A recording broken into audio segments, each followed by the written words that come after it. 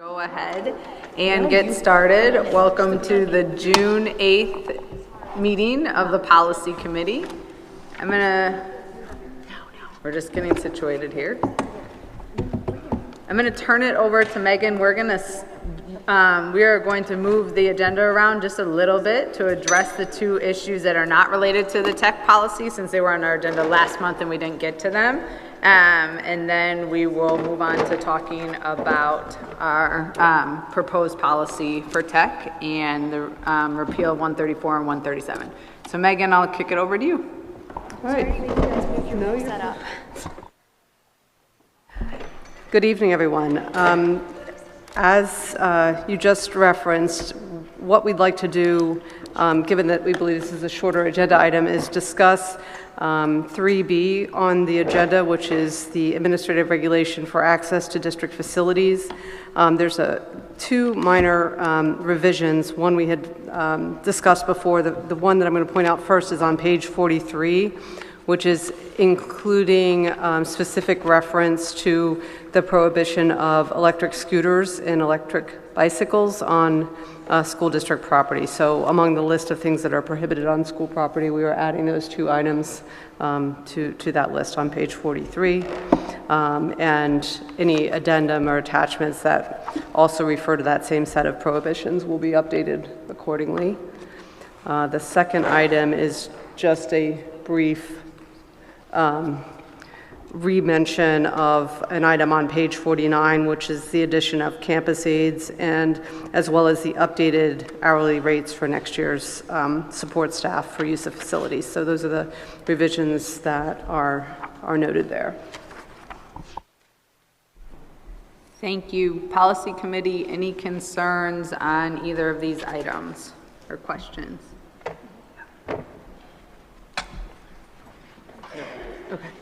Okay, great. Is there any comments from the audience or online about either of these items? Is there any comments on either of these agenda items? They didn't write what they were here for. If anybody has anything regarding these two items, if you can come up now to speak.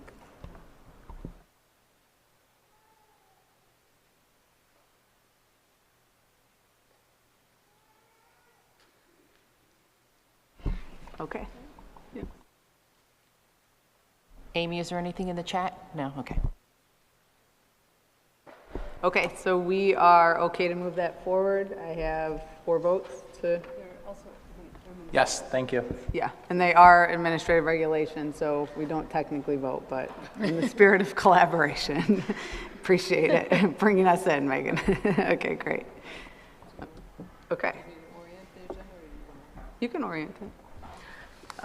So as far as the balance of the agenda for this evening, and what we had planned on the last time we met was to allow for a focus discussion on specifically proposed policy, which is called XXX right now, but it is the K-12 technology use proposed policy, which we, in very short form, look to combine the important elements of 134 and 137, as well as enhance it in really important ways in response to what we as a district have been exploring as it relates to technology use in classrooms, as well as the community feedback that we've heard most recently over the past few policy meetings. So that's the framing for what is in front of us today, which is in addition to the repeal of 134 and 137, the first read for policy, the policy I just referenced, which is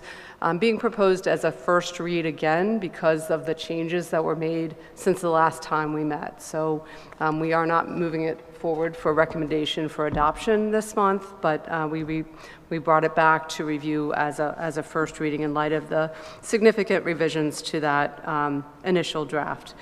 And under Section 3, you'll see the related administrative regulations corresponding with the repeal of the policies. We're rescinding 134 and 137 ARs, as well as an updated proposed administrative regulation to accompany the new policy.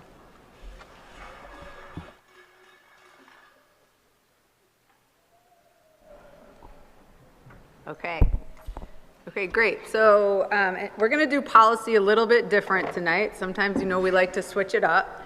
And because we have done so much work, I would say together as a collective team here with the full school board and with many community members across the spectrum of beliefs and perspectives, as well as with teachers and principals, we also recognize it's a lot to track. And so unless everyone is reading every version and attending every meeting, it's a lot to go through. And so I'm going to take a little bit of time at the top here to just walk us through the process. I want to honor the time of the meeting. If I really nerded out on this, we could be here all night given the amount I've been thinking about it. But I just think it's important for us all to start from the same starting point of what has been changed, what we're still working on. And I hope that you see us in earnest really working on it, especially since we're still in first read. So like we shared before, we're coming back here to go through this. So, Denise. Okay, so really our work here is to align our policy with the desired practice in the district to best support the goals of Lower Merion School District, educators, and families for the benefit of our students.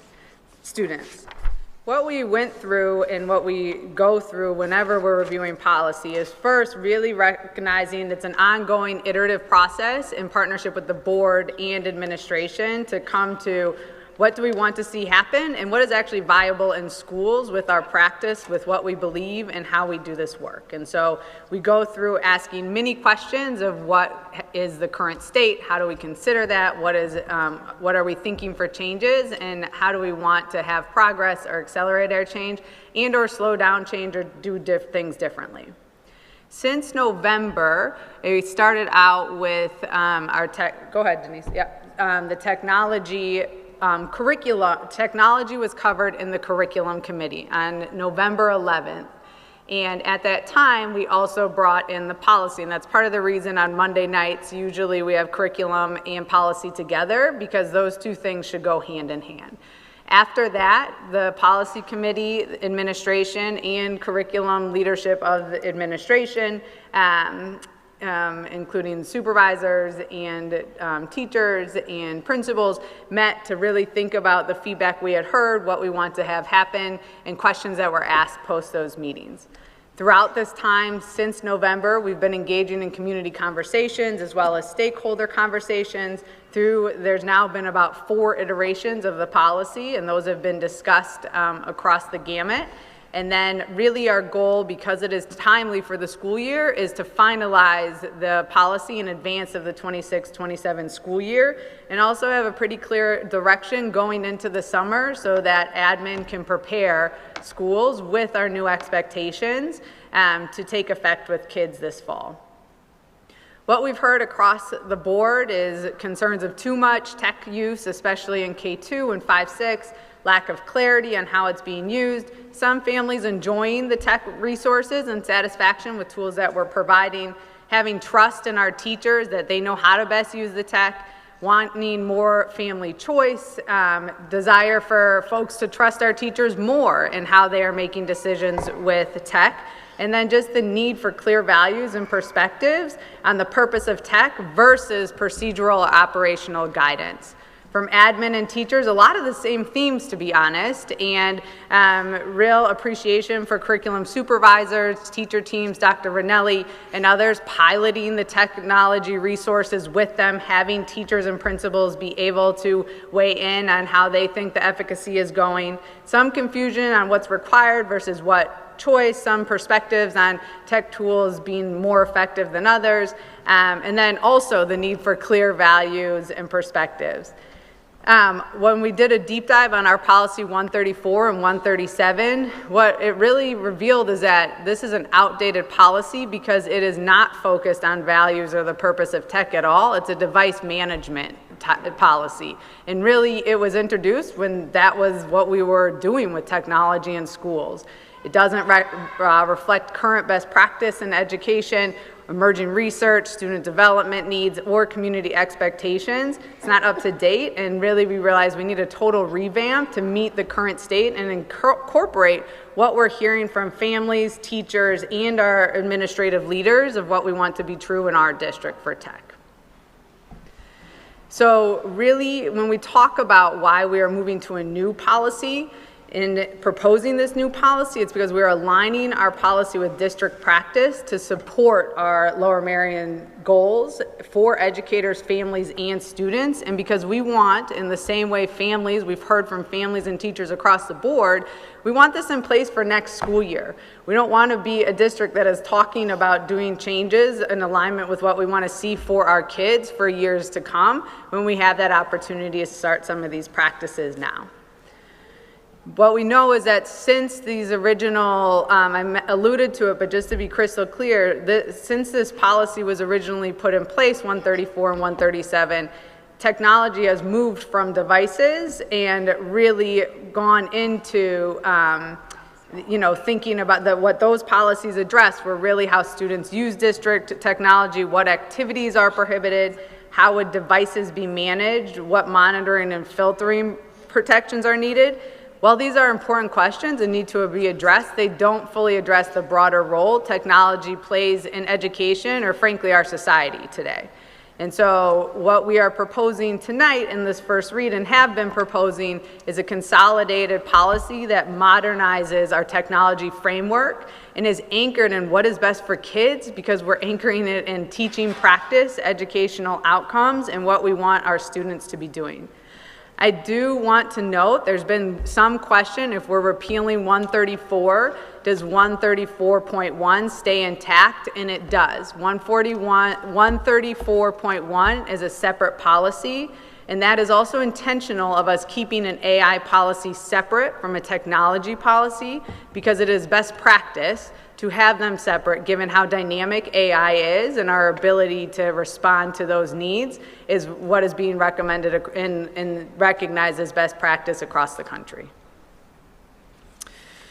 As you know, Dr. Ranelli and his team, I really want to thank him. The board wants to thank him for being so responsive. I've worked with a lot of superintendents in my day job, and to have Dr. Ranelli and his team respond to parent concerns so quickly, to the fact that parents can see the difference or experience the difference in our schools, is really something remarkable and something I think we should all be grateful for. And so really what has been addressed so far, and we're continuing to work through, is device management and classroom use, those parent guardian tools and safety, and then policy and instruction and what needs to happen to get us where we all need to be together. So we're now going to dive into the proposed new policy. Why I'm doing it this way, again, just to name, is unless you've been reading every version, and or you may not have had time since Friday to read this current version, and even since Friday, we're going to talk through suggested edits in a little bit. I've already gotten some other great suggested edits or catches from other board members and folks that have reached out that I'll propose tonight, but wanted to really articulate whole group what is new.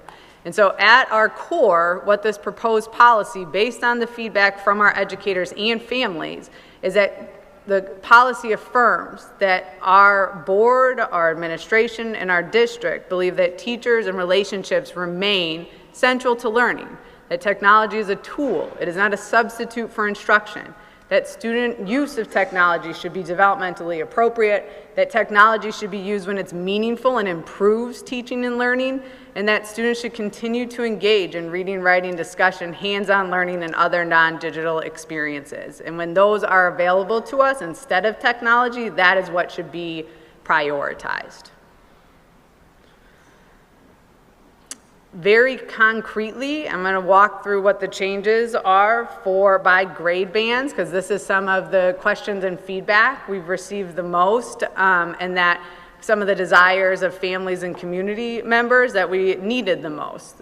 For kindergarten through grade 2, students will not be assigned individual devices. Technology will be used only in very limited circumstances, such as assessments, demonstrations, or specific instructional needs. And that will be, all of these proposals are to be implemented this year.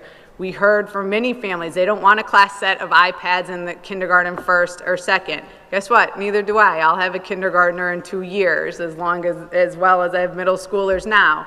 And not just me, but Dr. Ranelli feels the same way. And so those changes are underway, and they are written into this policy.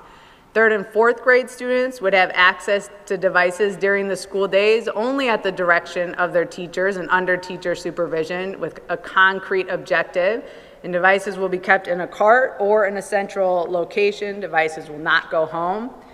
In 5th and 6th grade, students will continue to use district-issued technology but will not be required to use computers at home. Devices will remain at school unless families choose to sign up to take home the device, and devices will not be used during downtime in the building, before school, between classes, or during lunch.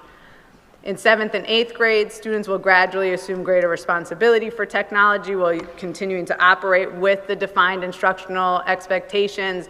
And then in 9th through 12th grade, they'll continue to use technology to support research, collaboration, communication, analysis, and preparation for college, career, and civic life. You'll see that within the policy, hold on one second, Denise.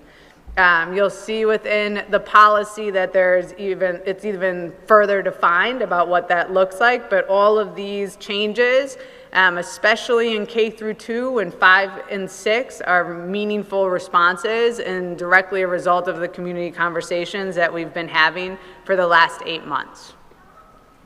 For our off and away policy, As many people know, our off and away practice has been a practice. We're memorializing this into policy. Kindergarten through 8th grade will have a bell-to-bell ban on personal technology, including cell phones. All personal technology, including cell phones, must always remain off and away. For this upcoming school year, 9th through 12th, personal technology, including cell phones, must be off and away. And students will have to place those phones in a designated location when they enter class for the 26-27 school year. The district will move to a full bell-to-bell off and away ban in 9 through 12 for the 27-28 school year. There is proposed legislation right now. Regardless of the legislation, although it does look like that is going to be passed to do the same, regardless of the legislation, we will move to a bell-to-bell ban in Lower Merion either way.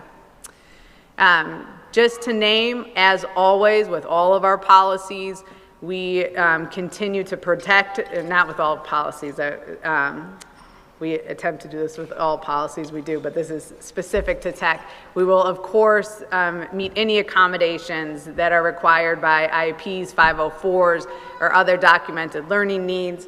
And this policy will continue to protect student privacy and data security, require content filtering and internet safety, prohibit cyberbullying and inappropriate use, provide that digital citizen instruction throughout the experience, throughout the education experience, not just over 1 week, and then hold students accountable for responsible use of district technology resources. I want to name that these are also some of the areas that parents have communicated that there were gaps in what they were experiencing in schools, and a lot of those pieces are what Dr. Ranelli and his team have already put underway that you may be starting to see changes to address those concerns.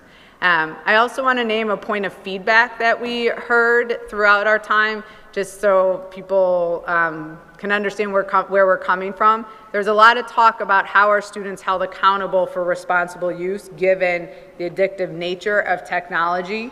Our belief is a both and. When we are being very clear about when we use technology, when we don't, we also need to teach our kids how to responsibly use it, and they need to be responsible for their actions and behaviors and decisions when it is crystal clear why we are using technology, and their teachers are playing that role in alignment with the values that have been outlined in the policy. As we all know, we have across the country, school districts are re-examining the role of technology, education, as many of you have shared with us, wonderful resources and tools and research. We've also received many different perspectives on this, but really technology remains an essential tool for instruction, communication, accessibility, and preparation for life beyond school. And so our role in hearing all of the different perspectives and meeting on a policy that represents and aligns with our strategic plan and what we know to be true in the district was our top priority. So really the goal of the transition of where we are going for this upcoming school year is not to reduce educational opportunity, but to ensure that technology is really used intentionally, responsibly, and in ways that best support student learning, well-being, and long-term success. And we're committed to continuing to listen to community feedback, ensuring that our policies reflect the values, needs, and aspirations of our community, and we are committed to working in a timely fashion so that perfection doesn't become the enemy of great. We have students that are coming to us. There is a saying, no matter what we do, the students are showing up tomorrow. And so for us to make change and have it in place for the upcoming school year, the board and administration have a responsibility to also move our work forward in a way that we know has to be true to have the best experience for our kids. So we are balancing both of those dichotomies.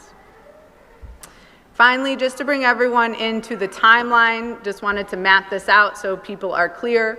We will be voting tonight or we will make, as a policy committee, we'll make a recommendation.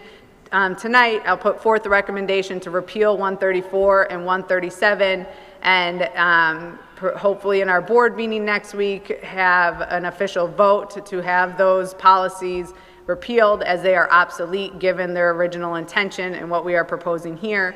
We will continue to have the first reading, and that starts tonight, and we'll continue to have that guide our work until our August policy meeting. We will work with administration to just ensure that our ARs and expectations are finalized, and then the goal is to have our board approval for the new tech policy in August. And in the meantime, from now until September, administration will be working towards implementation, and I will be putting forth a recommendation that administration follow our proposed tech policy in working towards that implementation so that there's alignment across the board of what we as a board and team will be looking for in the fall. And so my hope in sharing this tonight, wherever you land on what your feedback is or what still should be done or what is represented and what is not, is that we're all coming from the same starting point of what has been changed in the policy and where we're working. At the end of our meeting, we'll also have a brief one-pager that articulates the changes as well. Megan and I are huge policy geeks, so if you want to go back and read all the versions with us, we're happy to do that. But in case that might not be your desired situation, we are trying to also present the information as accessibly as we can so we can all be working from the same. So I will now go to our regular approach of how we do policy, and board members, I would love feedback, thoughts, suggestions, changes first, and then questions, and then we will hear from the community on these policies and topics. So I'll turn it over. Megan, anything to add before we dive into that? No? Okay. So Curry, Juanita, Jason.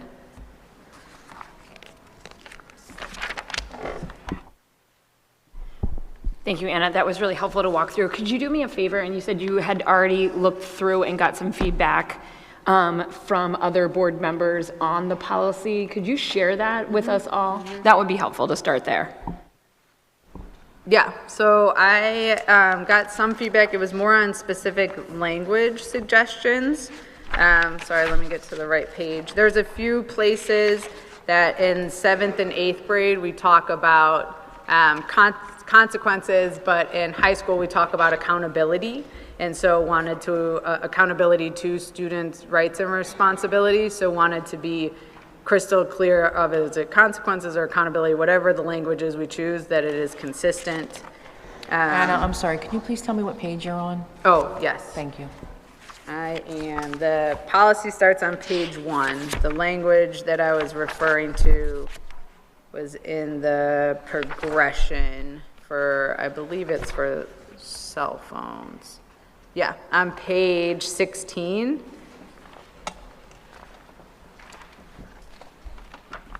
We use the language consequences under board policy and administrative regulation, but in K through 8, but in high school we use the language accountability under board policy, so we should just choose which word we want to use if anyone has a preference.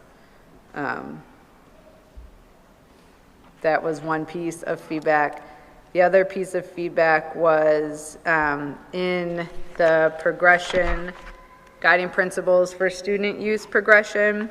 In the high school language, the intent of the last sentence in the high school section on page 14 is to talk about post-high school, that the use of technologies shall support preparation for college, career, and civic life by strengthening students' ability to manage complex tasks. Use that sentence, that the intention of us writing it was that it's using technology in high school to support life after high school, but there was some confusion in that sentence of was that for in high school or after, so just to take a look at that. There was a few like grammatical things that people referenced, but those were the two main ones that stood out.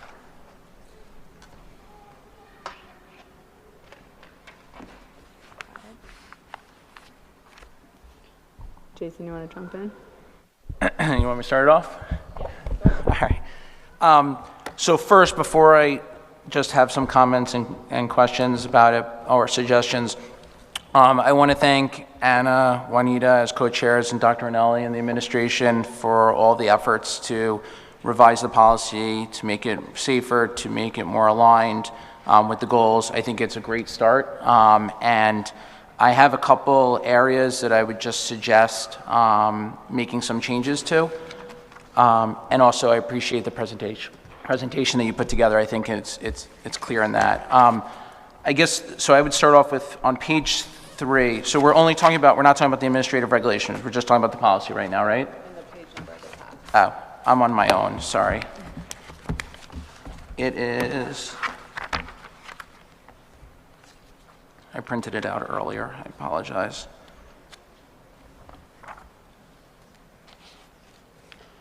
So the guiding principles for student use, so page 13.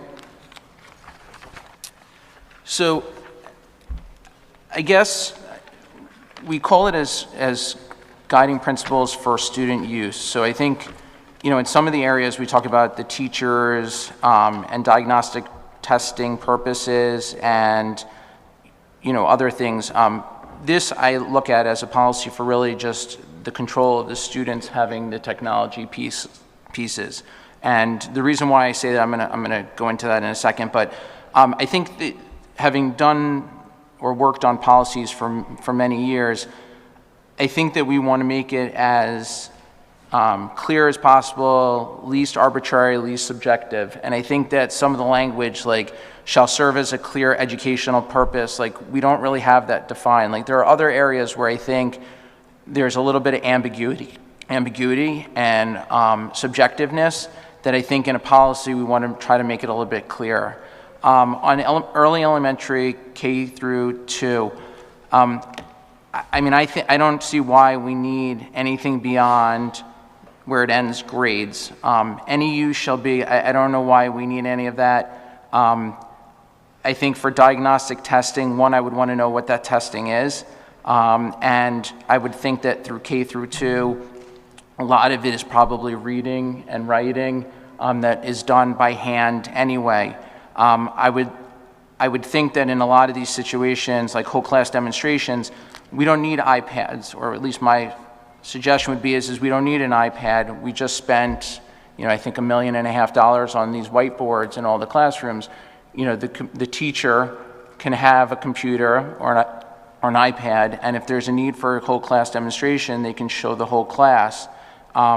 and use that as a visual display as opposed to, having these iPads, for use as well. So I would. Jason, oh, sorry. Can I ask you something about that? Sure, sorry. No, don't apologize. So that line, I think that was one of the things that came up, that was one of the things that came up, that there's such different perspectives of what defines technology, that the intent of the whole class demonstration was what you just articulated, like use of a smart board. But some people would say that that is use of technology. And so if there's other language to just make it more clear to differentiate, like students would not be issued individual devices, nor would they be available in the classroom for students to use. But if a student comes home and says, oh, we watched something, my teacher showed me X, parents should have the expectation that that will happen, what you just described. Yeah, I mean, I have no problem with, as long as it's like thought out and it's, obviously with the terminology. I just think that it's a little bit unclear because of the way that it's phrased. So as long as... Do you have a suggestion about, and we can come back to it. We can come back to that. I just think that we should differentiate the expectation of because in the ARs it talks about how there'll be a couple of iPads in the room or available for the teacher to use. And I guess the way I'm looking at it is if we're not having technology, like personal technology, meaning that there's no computers for the students to use and we're just using that one computer for the teachers for those demonstrations, I don't know why we would potentially need that. So, just kind of clarifying that. State testing preparation, I know that that's important. If we could just kind of distinguish or kind of explain what that entails. Maybe that's not necessarily for the policy, but I think if we're going to vote on a policy or move forward a policy where it says like state testing, is that like 1 day? Is that like 100 days? Is it for the whole day? What does that entail? I think having that kind of information would be helpful. And then whole class demonstrations. I know I'm dating myself, but like back in the day, we just printed out something from the printer and then showed it to the class. I'm not saying that we need to do that. I think there's a lot of resources online that would be great to supplement, but I think just clarifying that. Moving on to the upper elementary, 3rd and 4th. I know that we somewhat do this in the administrative regulations with the time periods, but the one thing that I've heard from my personal experience with teachers, administrators, just in general, is that everyone relies on the policy. So I know that it's in the administrative regulations to a certain degree, the time period, but I'd like to see that in it as codified in a policy so that it's clear as a district the time periods of that we're setting of these bans, and we can get to the bans at a later time, but I think that that's important.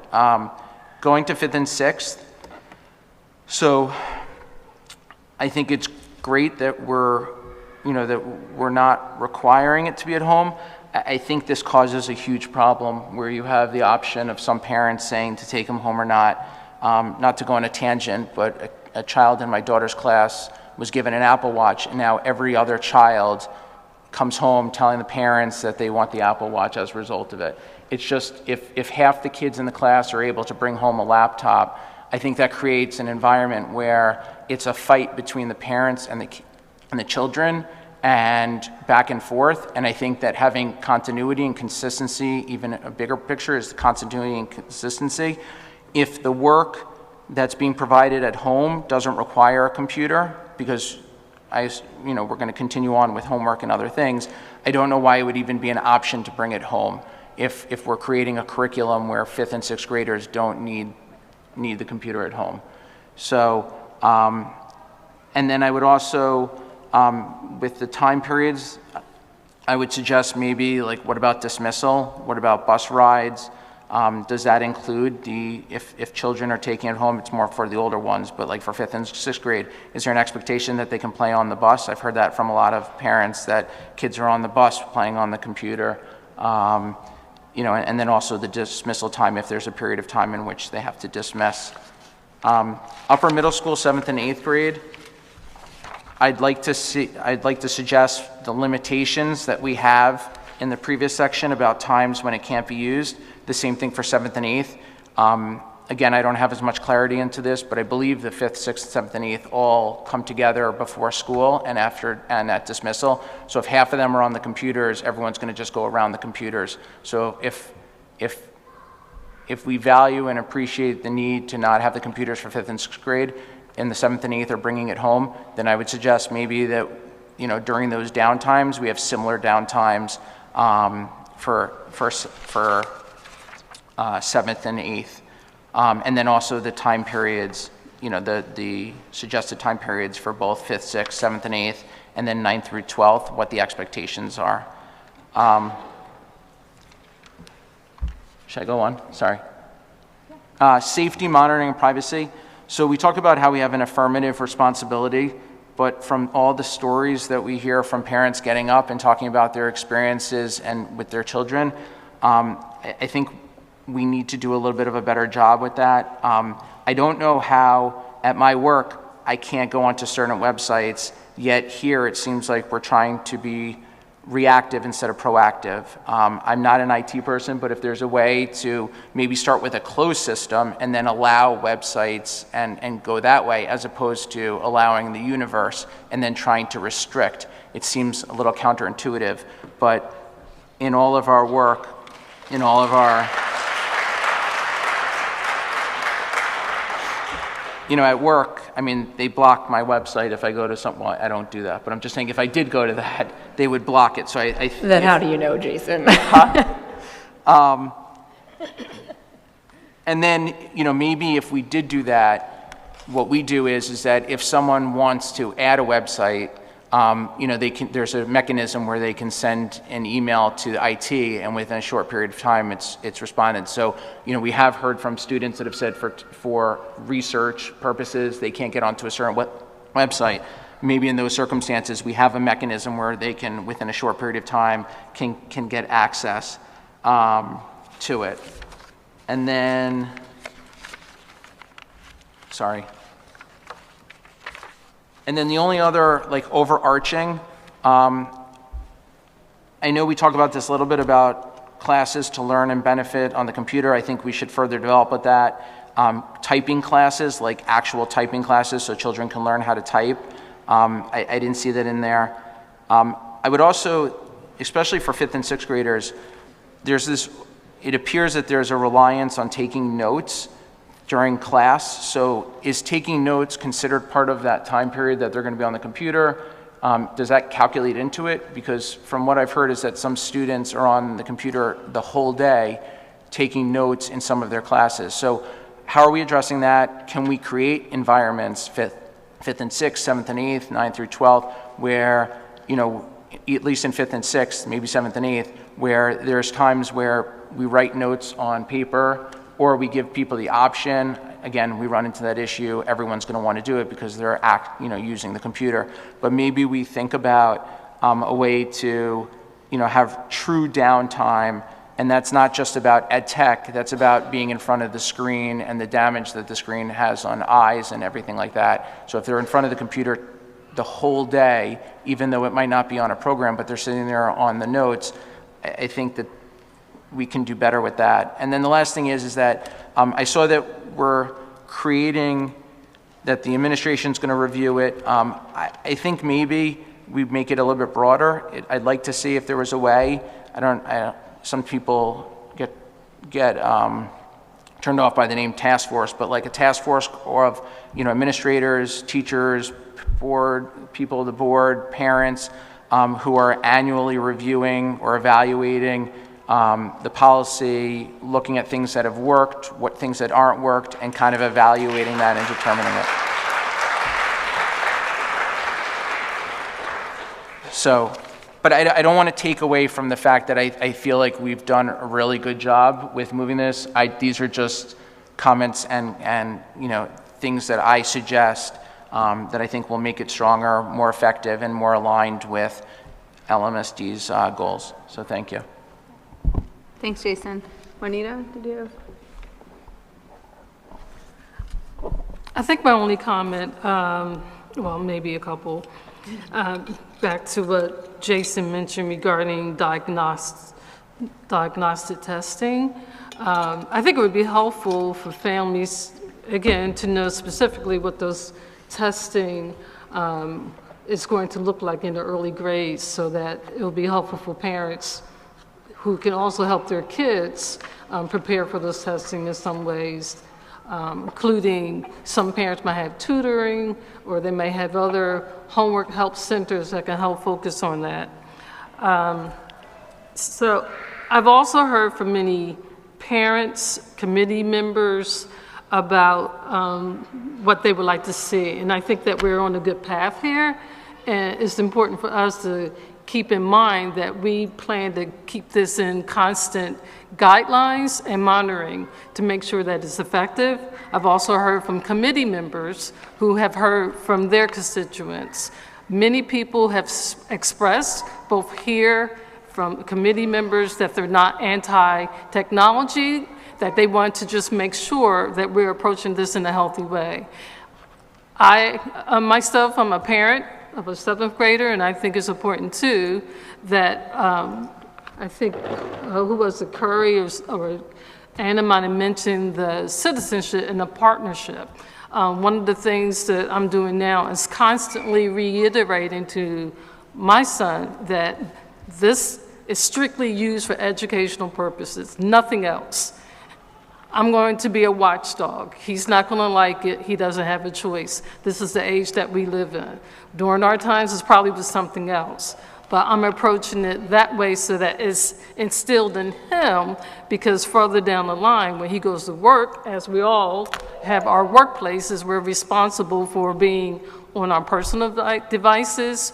Our work laptops should be strictly for work, and so on. So in the sense, we are establishing something after school. So I thank you, everyone, here for their input. We do listen, we do respond, we get back to people, and it's important that this is a collaborative effort. So thank you, and thank you, everyone on the board, and Superintendent Rinaldi.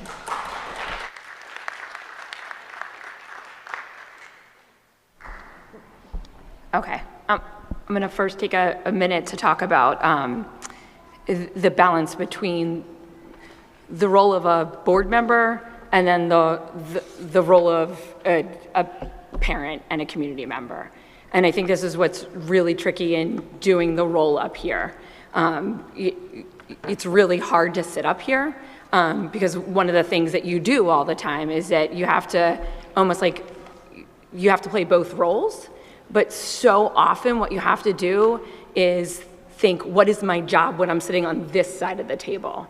And one of the jobs that you have to do when you sit on this side of the table is you'll have to listen a lot, and you have to sit down and take a bazillion notes, and then you have to act like a Rube Goldberg device and chugga all the information and then write it into a policy.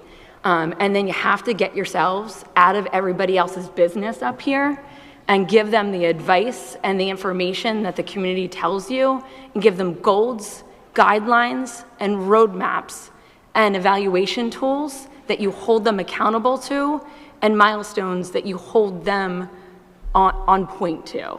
And so my job isn't to micromanage the team and say, where do I hold you to every second of the day? But my job is to say, here's the milestone I need you to hit. And when we look at that next milestone, where are we getting to? And it is literally one of the hardest things in the world to write these policies and to write the policies and get them there. So I've been saying to myself up here the entire time we've been up here to try to reset myself and say, okay, what is the job of the policy? What is the job of the policy? And I literally rewrote it to myself as I was coming from Hershey Park and singing all day long with my kids, Hershey Park happy. It was really great and wonderful. And we were doing nerdy physics experiments because I love my kids that they will let me hold the orange and see how much it floats in the air as we were doing experiments on the roller coasters. But as I was walking in and just reminding myself, as we walk into this, it's the what and the why. That goes into policy. It represents the board's statement of beliefs, the goals, and the broad rules. And so when you write these policies, and we've been working on this policy nonstop and trying to really be smart and talking to all of you and to say what are our values, because that's also what goes into these policies. The board policy is the foundational framework that guides an organization's missions and operations. So that's what our job is to do. It's to not look at every little itty bitty little tiny thing, even though we want to, and it's so really, really hard not to, but we define the what, the goals, and they have to be measurable, the broad rules, and the why, the underlying values and beliefs that we hear from you, and make sure that we're all on the same page around, because that's one thing that we all do line up around, our values and beliefs. And it serves the collective voice of the board and steering this organizations, but what we cannot do is we cannot micromanage. So that's what we're trying to get to in all these reads, is what is our big overarching values and beliefs without micromanaging. So I'm just saying that out loud because I'm hearing a little bit of micromanaging up here, and I want to make sure we're not doing that, but we are holding accountability and holding measurable goals. So that's the balance we're going to strike up here. So as we dive into this, just a couple things that I want to clarify our job is to do is to hold the school team accountable, for what we do, and ensure that we're having an equitable use of resources for our students. So if some of our students need tools to go home, we make them accessible for our students to go home.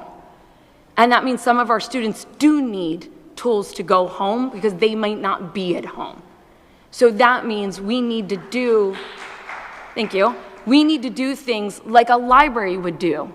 If you don't have enough books at home and you need to take a library, like you go to your local library and you go to your library and you take a book, and thank goodness for Dolly Parton, long live Dolly Parton, she put more books in the hands of kids in this country than any other library in the entire country. We make sure that computers can be on a lending library too. And so that's why we make sure computers are able to be brought home during times. But on other things, we also make sure we don't micromanage the staff on what we do, but we do hold them accountable. And we do hold measurable ways we can ensure that our classrooms are equal across the board. That one kindergarten class is having an appropriate use of technology at the same way that every single kindergarten class is across this district. So it's a fine line to walk, and that's why you hear us struggling up here. I just wanted to make that statement out loud. This is really hard to do it. We're not micromanaging, but also at the same time, we're trying to find a balance along the way. So if you hear us struggling out here, this is why it's hard to set values with clear goals as we go through. As we do this work, as we ensure, and as we were talking over here, how do we ensure we give our kids, our students, access to the world that is safe and gives them the world at their fingertips without giving them an unsafe world at their fingertips? You have the ability to get to the SAT website too. You can do your SATs, but not a creepy website that's dangerous as well. All of those pieces, all of that work. Just wanted to say that kind of blanket value statement as we dive into this. I think this next version did a lot of those big value statements. I know there was a lot of work that went into this. I know there's a lot of work from the community, from the school team, from all of the board members, and we tried to do that Rube Goldberg device that went through. I think we got it a lot further. I still think it does need a lot of work. I think the team knows kind of where my pieces are, where I'm still having a little bit of friction around some of these pieces, where I still want to do a little bit more work around it. I don't really,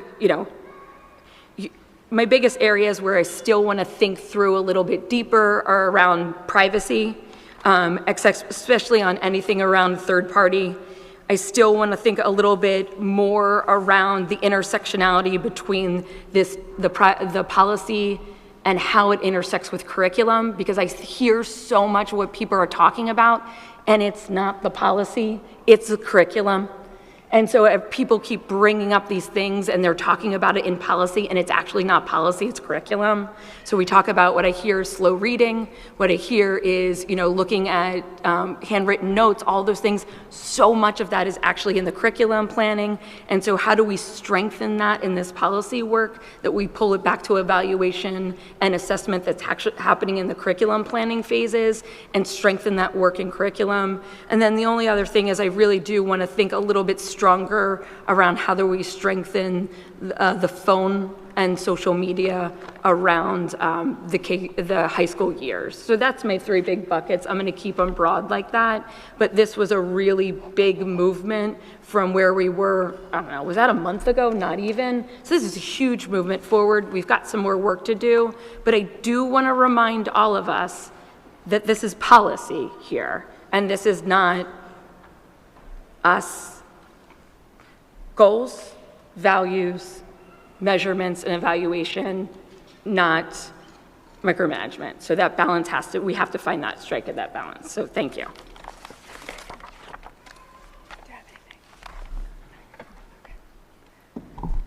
Okay, Jason or Juanita, anything else? No, thank you. Dr. Rinaldi, anything? Okay, we can go to public comment.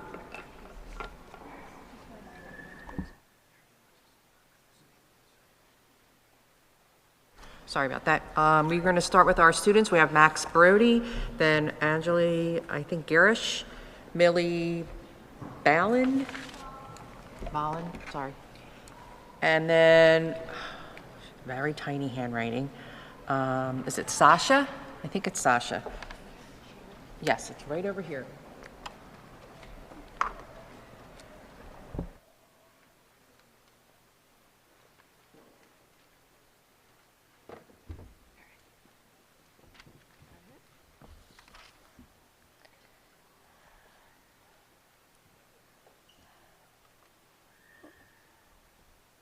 Hi, my name is Max Brody, and I go to Penn Valley Elementary School. I'm in 1st grade. Today's my mom's birthday. She's turning 41. I told her that I wanted to speak at the next meeting. About 1.5 months ago, I stopped using my iPad at school. My teacher asked me if I wanted to do math facts on the whiteboard instead of Dreambox or Starfall on the iPad, and I said yes. My teacher also asked me if I wanted to read actual books instead of the iPad reading to me, and I said yes. I told my mom that the iPad is 99% games and 1% learning, so I'm happy I don't use it anymore. I hope more kids in the world put their screens down and pick their pencils up. Thank you for listening.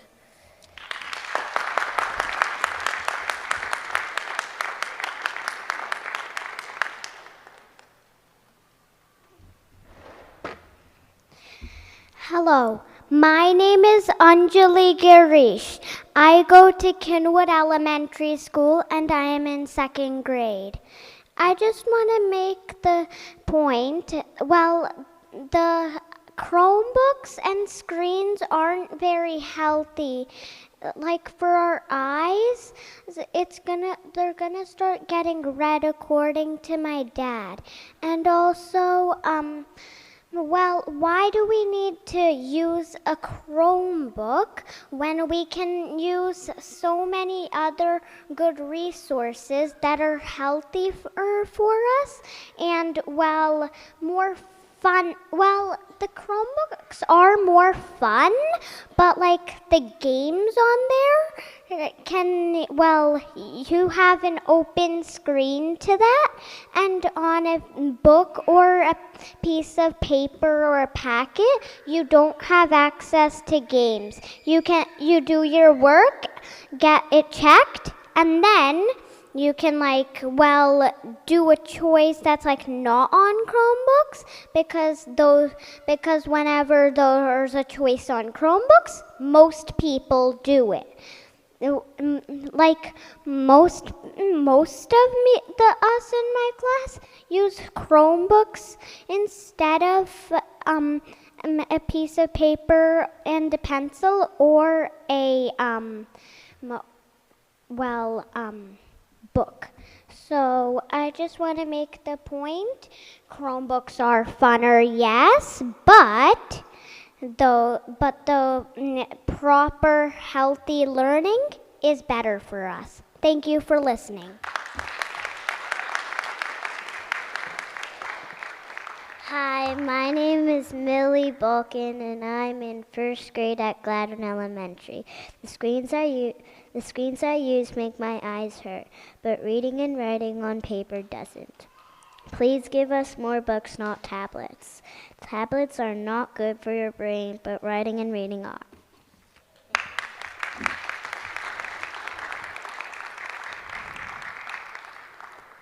My name is Rosie, and I'm a student in this district. Some of my friends go on iPads, and they don't go on the ones that they're supposed to. They go on the ones that they're not. So I just want to make the point that if kids go on paper, there's really nothing else they can do. They can just do what they're supposed to. Thank you.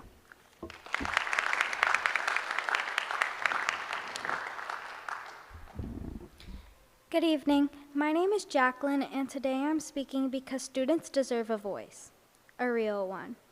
A voice that isn't ignored, rushed past, or treated like background noise. A voice that shapes the way we learn. Over the past few years, our classrooms have transformed. Screens, apps, endless tabs, everything is digital now. And yes, technology can be helpful, but we all know the truth. It doesn't always help us learn. Sometimes it distracts us, sometimes it overwhelms us, and sometimes it makes learning feel less meaningful, like we're just clicking instead of thinking. But when we use paper, something powerful happens. We slow down, we focus, we remember. Writing helps our minds organize ideas, understand concepts, actually absorb what we're learning. That isn't outdated. That's effective. And it's backed by our experience. Our experience, and your experience too. We're not asking for a world without technology. We're asking for balance. We're asking for schools to listen when students say, this works for us. Because our learning should matter more than convenience. Our voices should matter more than trends. And our education should be shaped by what truly helps us succeed. Books, real books, pencils, and paper. I'm proud to stand here today as a part of a movement that helps remind people that learning isn't about the newest device. It's about what actually helps students grow. And sometimes the simplest tools create the strongest results. Thank you.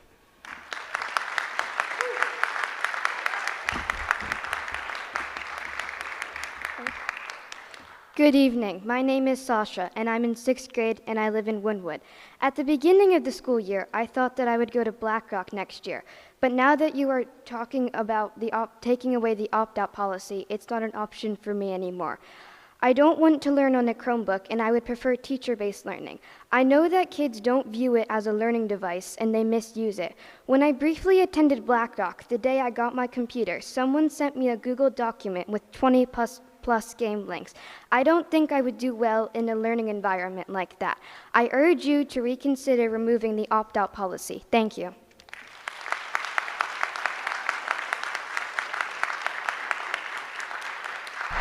Okay, I think that's the end of our students. I have Dean Rosenkrantz, then Eleanor Stanford, and Malik Hussein.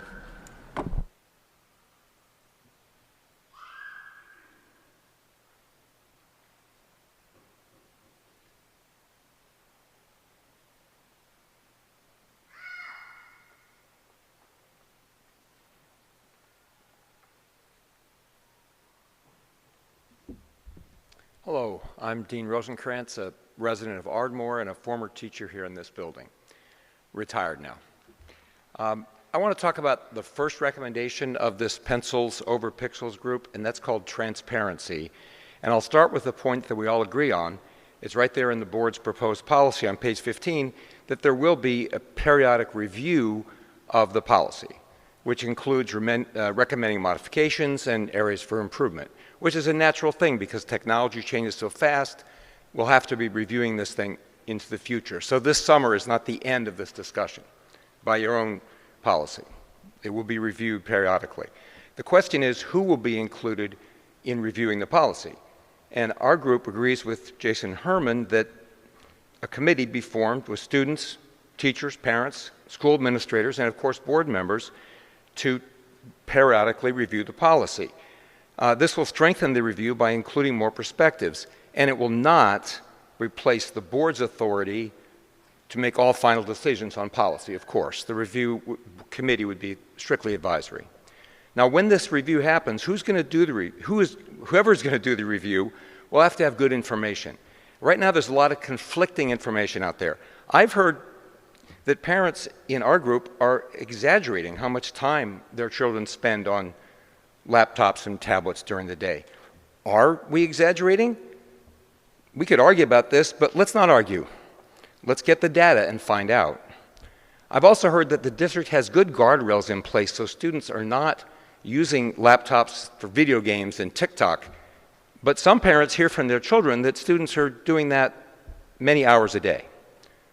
We could argue about this, but let's not argue. Let's get the data and find out. What about the contracts we have with tech companies for ed tech products? I've heard that some of those contracts require a minimum amount of time that each student should be on the technology during the day, or is that a misunderstanding? We could argue about this, but let's not argue. Let's see the contracts and find out. So we recommend transparency. Number one, release the vendor contracts for each ed tech program that students are using. Number two, use technology within the district to report on aggregate data on students' screen use by building and grade level. So we could say, at Black Rock, 7th graders, how much time are they on TikTok or video games? And how much time are they using tech in school? Instead of just guessing or arguing about that. And thirdly, formation of an advisory committee to review all this information, review the tech policy, which will give a voice to parents, teachers, school administrators, students, of course, left them out, sorry, students, teachers, parents, school administrators, and of course board members, without taking any authority from the board for all the final decisions. Thank you very much for your time.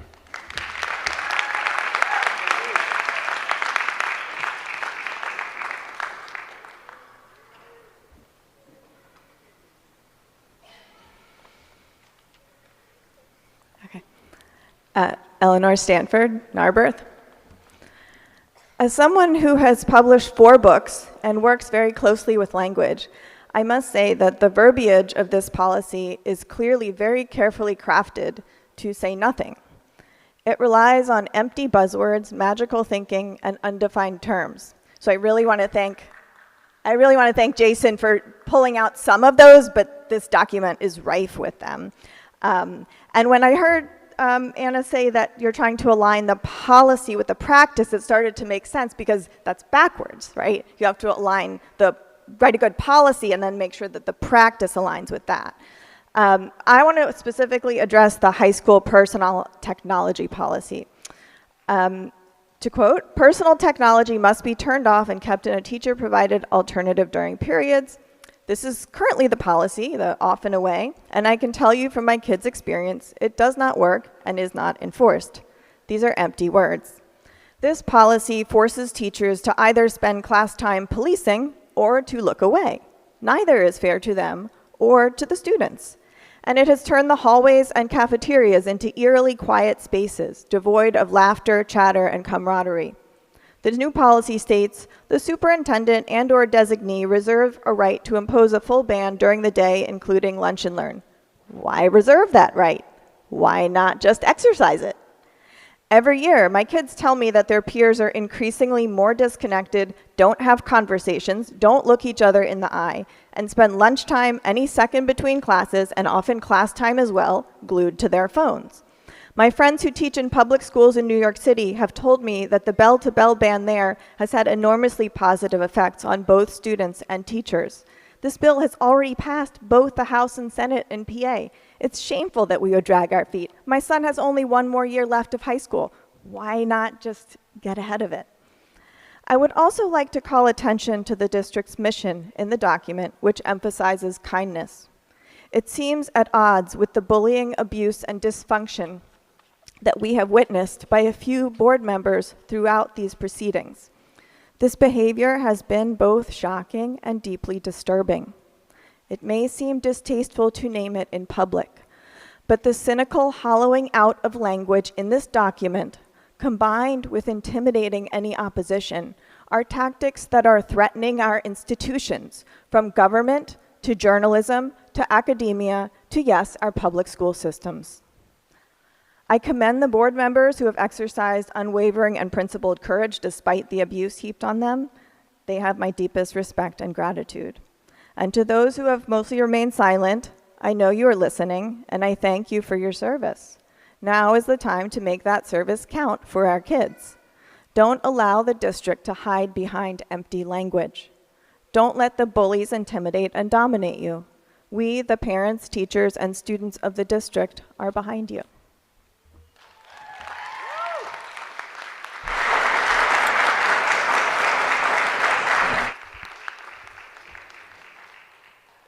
Good evening, everyone. I'm Malik Hossein from Wynwood. I've got 2 boys out there, and one will attend Penguin in the fall.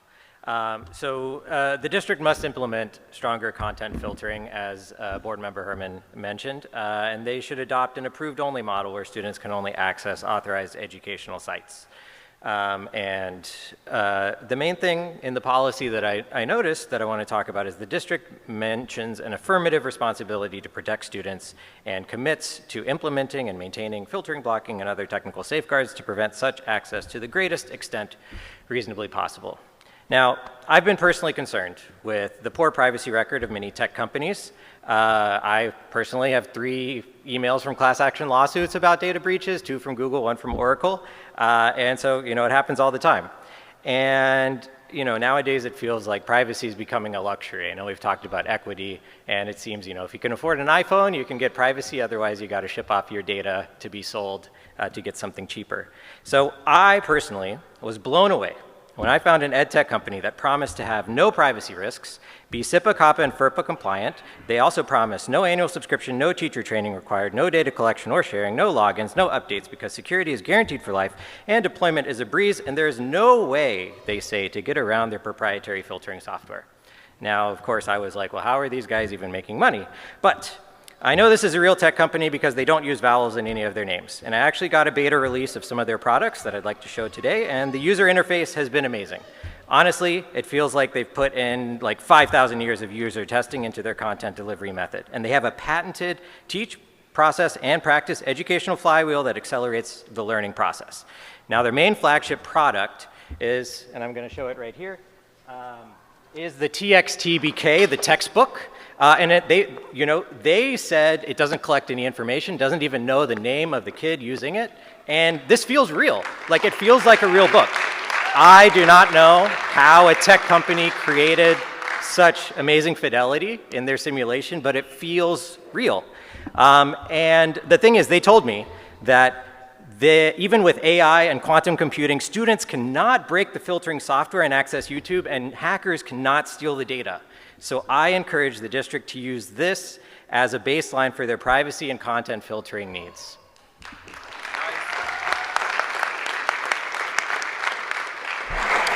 Okay, Valerie Price, Randy Harris, Matthew Posey, and Girish Ramaswamy.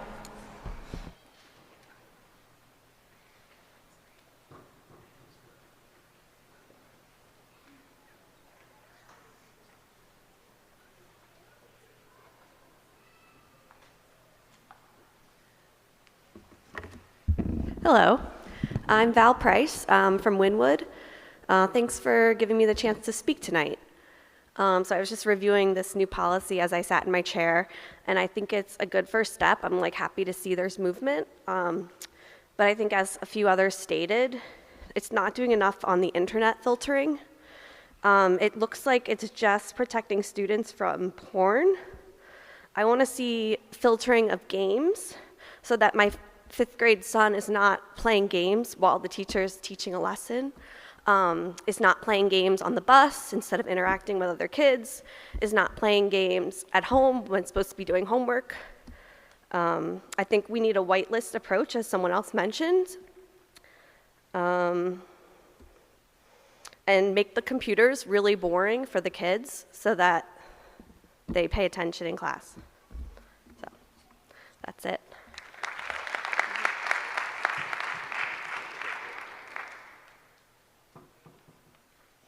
Randy Harris, Matthew Posey, Garish Ramaswamy, then Subhashini. Hi, my name is Randy Harris. I live in Ballackinwood, and my kids go to elementary and middle school in the district. I'm also a teacher outside of the district. If you've ever seen the movie Boss Baby, anybody? You might already be conjuring up the image of the main character, that cute little baby dressed in a business suit. He still takes a bottle of milk, but functions with the confidence of a grown-up in corporate America. This is exactly what I think of when we discuss one-to-one devices in school. Our school district hands over a device to our children with all of its distractions, access to addictive games, opportunities for unsupervised Google searches, and short-form YouTube videos, and somehow expects them to manage this piece of technology like a grown-up with a full-time job and the executive functioning skills that come with a fully developed brain, which is why in our proposal we request an emphasis on teacher-led instruction for core subjects. This means the primary mode of instruction would be delivered through paper-based materials, face-to-face interaction between LMSD's extraordinary teachers and their students, because this is where the deepest learning occurs, amidst that well-forged relationship between student and teacher. We also support teaching the intentional use of basic and advanced technology, as well as related concepts, only in controlled settings, such as computer labs or with computer carts and shareable devices. In the current draft, and I'm grateful for the opportunity that the board is providing to dialogue and listen, I'm wondering why we in elementary grades 3 and 4 need students to have a computer assigned to them, and even for grades 5 to 8. Moving away from one-to-one devices places the emphasis on the teacher and the instruction. This will create a paradigm shift where the device is no longer an extra appendage, as our students experience starting in middle school. The shift will be both for students and even for teachers as they're planning lessons and entire units.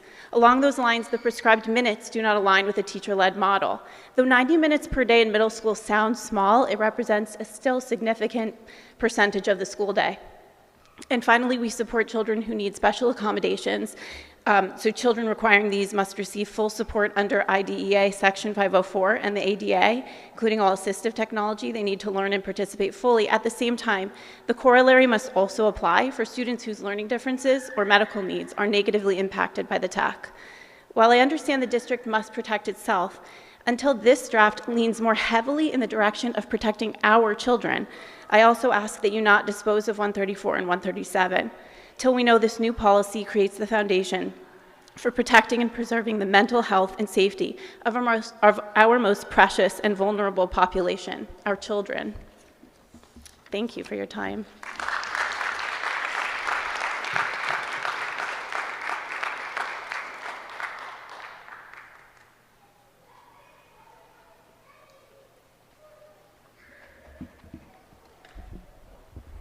Matthew Posey, Ballackinwood. Going into this, our group was given explicit assurances that this process would extend into the summer to draft a well-considered policy. Advancing the repeal of policies 134 and 137 is inconsistent with that commitment. Their absence with no replacement policy creates a dangerous regulatory vacuum. We're here again to urge this committee to pause on the rushed timeline to thoughtfully consider a better policy.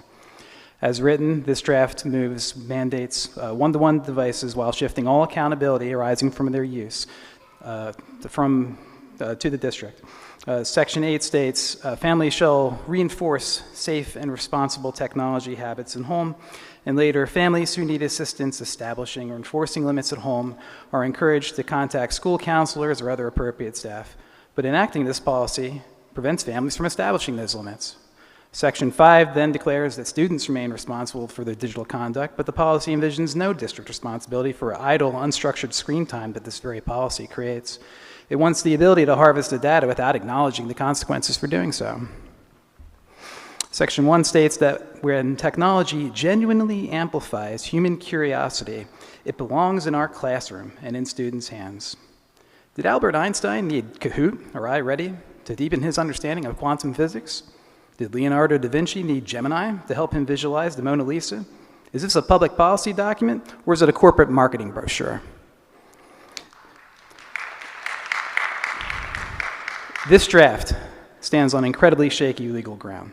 The Loper-Bright decision overturned the Chevron deference, meaning that the FTC's historical overreach regarding COPA, school exceptions will now face intense judicial skepticism when that's weighed against FERPA. The district cannot legally pretend to stand in loco parentis when signing away a child's digital privacy rights. So that is why our core value number 5 is opt-in. It requires explicit, revocable parental consent before issuing any one-to-one device or enrolling any student in a digital data mining program. And if a family declines, they must receive equitable analog instruction via books, paper, or face-to-face learning with no penalty. The standard is not radical, it is entirely congruent with the literal reading of COPPA, aligned with the ever-expanding slate of state privacy laws across our country, and consistent with many standard international data privacy laws. So we ask again, stop this reckless appeal, reject this flawed, rushed draft, and adopt a legally sound opt-in standard. Thank you.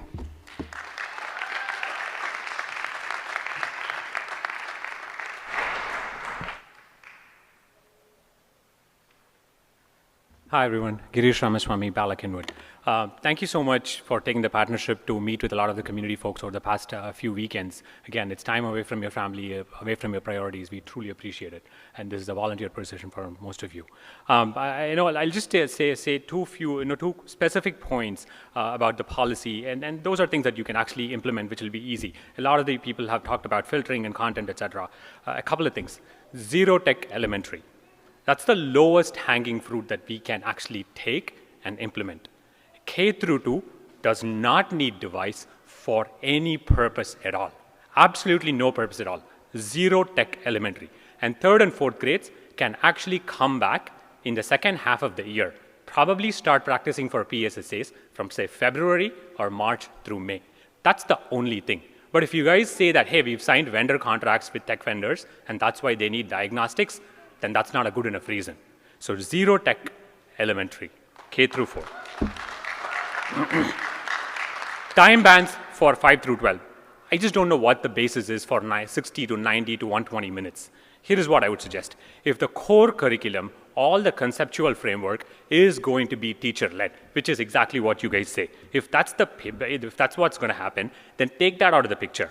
Everything else from practicing, enhancing instructions and whatever, all of those research, etc. For that, sit down with teachers and ask them what's the minimum time that a 5th grader through 7th grader, 8th grader, and then 9th through 12 need to be on a device per day. And have that as the basis. That's pretty much it. It's pretty simple. Then the final point that gets me riled up in this administrative regulation. The district shall not be liable for any direct, incidental, or consequential damages sustained or incurred in conjunction with the use. The district shall not be liable for any damage incurred due to harmful programs or materials. So basically what you're saying is a 5-year-old, if actually goes to an inappropriate website or a content, then they shall be held liable. But the district, all of us adults, are absolving ourselves of absolutely every single liability. That's a shame, in my opinion. If my daughter by accident watches a violent video, starts having nightmares from that night, I and my wife will have to take care. But the district will basically dust it off and move on based on this administrative regulations. That's not conscience. Let's have conscience and do the right thing. If we are asking for 5-year-olds to take accountability, then we, as adults, have to start to own up for ourselves and our actions and have to take accountability as well. I would like to see more of that in this. And the final thing I'll say, I scroll through many websites as well on an everyday basis, and there are terms and conditions in fine print. Scroll down, scroll down, scroll down. There is accept and decline. I, as an adult, choose to accept or decline. You are taking away that optionality for us.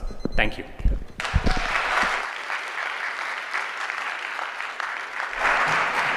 Okay. After Subhashani, we have Michael Amini, and then Aaron Amini, Natasha Bevins. Subhashini Balakinwood. You've heard from many people. I am just going to point out all the contradictions that are in the existing policy that we have as a draft. Number one, right, encouraging creativity, critical thinking, and kindness, and preparing students to be contributing citizens of the world, right? There are evidences right now that technology is not preparing them for the world. There's degradation in creativity, there's degradation in critical thinking, and in kindness. So when we're saying this is our mission, what is our belief here, right? And then the third paragraph also says technology enables us to express ideas in ways that go beyond what mind and hand do alone. So that, I don't even know how to express my disbelief when that line is drafted and it's part of the policy. Ideas that go beyond the mind and hand can do alone is not what ideas are, right? Like, ideas are supposed to come from your head. It's not supposed to come from the technology that you're using. And when technology serves these purposes, when it genuinely amplifies human curiosity, deepens understanding, strengthens teaching and learning, it belongs in our classrooms and in our students' hand. This is utopia. Great. We're there yet? Sure. No. We've experimented on our children for about 10 years, and we're definitely not there to say the technology that we have genuinely amplifies human curiosity. Right now it doesn't. It doesn't deepen understanding, it doesn't strengthen teaching, it doesn't strengthen learning in our classroom. And then I'd really like to understand what is balanced and intentional use, because there seems to be no benchmark that is quoted anywhere. And also where from the benchmarks for, the time bands for grades come in. There seems to be no reference at all. And then at one place that says we are going to prioritize direct instructions and physical books. Is this a commitment from LMSD? We're going to have more books. And finally, at some point, we'll be seeing books costing us more money than technology. Is this something that we're committing to? I'm not sure. And then we're talking also about age-appropriate expectations. Where are we getting this data? Because at no point, I haven't seen one single resource that says this age, in this age, you can give a child or a student a Chromebook or an app, and that's safe, right? I haven't seen. I have notes here that I was able to take. Your 3 minutes is up. Thank you. I think our children need more from this board, and I'm happy to give more suggestions. Thank you.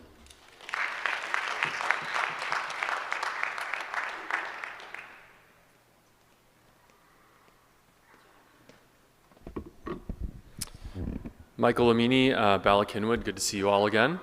I am a father of 4 in the district. I have a kindergartner, 2nd grader, 4th grader, and 5th grader, so these are very apt for me as they are for everybody, but of course that's my lens. I'm also an orthopedic surgeon. I specialize in shoulder and elbow surgery, and so every day when I go do a shoulder replacement or fix a rotator cuff, I obtain consent from my patients. And a prerequisite to that is to be informed of what that actually means for the patient, right? So now in the matter of the data privacy that we're talking about, this has become thankfully a very big issue for this meeting. I'm glad it's actually started to rise. When our kids are forced onto these devices, their data is obviously handed over to a third-party digital learning vendor, right? And we are not informed of how that data is secured and protected, and thus we're not really able to give consent. COPA allows school consent in lieu of parental consent, and this consent is supposed to be safeguarded by strict data security, number one. prevention of the sale of that data, number 2, and transparency of who has what data and our ability to retrieve that and withdraw it, number 3. First of all, nowhere else in life is somebody able to actually give consent for you that I'm aware of, unless you're dying on an emergency room table that I know of. And I think the legal ground for this, I think we can all probably agree, is probably not going to stand up over the long term. Second, there have already been major concerns and problems with the use of that data. Outside vendors are supplying it elsewhere. There have already been large data breaches from a security standpoint. Vendors have already been found to be selling this for commercial good. The proposed policy we just heard 2 minutes ago says the district shall not be liable for any damages, including the loss of data, information, or anything else of value. So on one hand, the district's not responsible. On the other, the vendors have shown us that they'll profit off the massive data they have, and they've also shown us that they'll fail to implement adequate data security measures. So it was stated earlier tonight the policy 134 and 137 are obsolete. In light of these shortcomings, I would say otherwise. Now, I can see that you all are listening. I can see that you are trying. I thank you for the work managing our increasingly complex times, trying to educate our children and manage this district. And I strongly urge you to preserve the parental opt-out provision until more rigorous, transparent data privacy is fully established.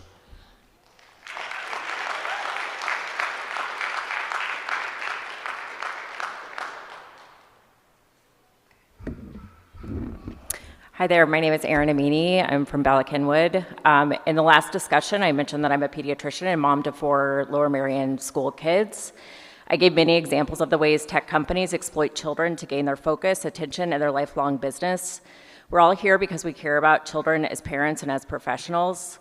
And the truth is that I trust you as a board, I trust the teachers and our staff in our schools, but I don't trust the tech companies.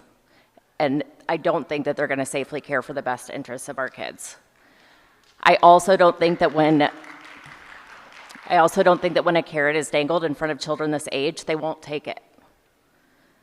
That's what they're developmentally set up to do. That's what we want them to do. We want them to explore limits within a safe range, but that's up to us to control those safety nets in place, or to put those safety nets in place as the role models.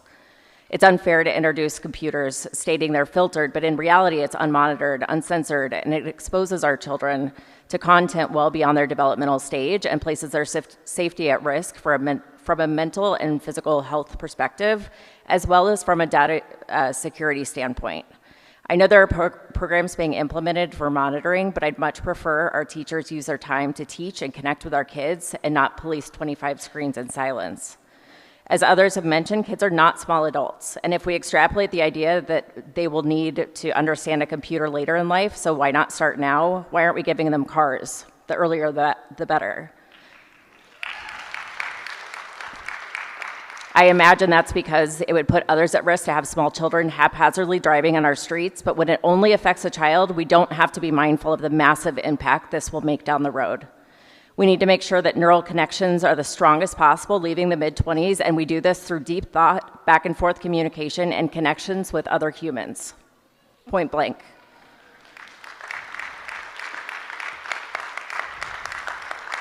Computer use in schools will literally change the matter and chemistry of our children's brains, and this is not a decision that should be taken lightly, swiftly, or by adults other than by the parents of that child. I always tell my children I won't send them out into the real world unmonitored, so I won't send them into the online world unmonitored. And I would love if I could have partnership with the schools to achieve this. I appreciate your thoughtful considerations on this topic and would urge you to allow policy 134 and 137 to remain in place until better guardrails are in place. I would also like to see a committee of child experts be involved in this process. I would like to see strict transparency about contracts with ed tech companies and how and what our kids are using their computers for, measurable outcomes, and consistency classroom to classroom. Thank you for your time.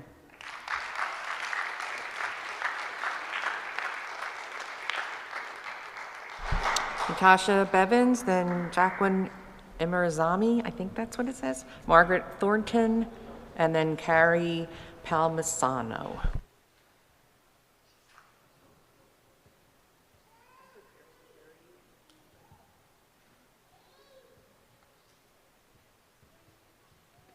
Hello, I'm Natasha Bevins, mother of a kindergartner at Kinwood Elementary.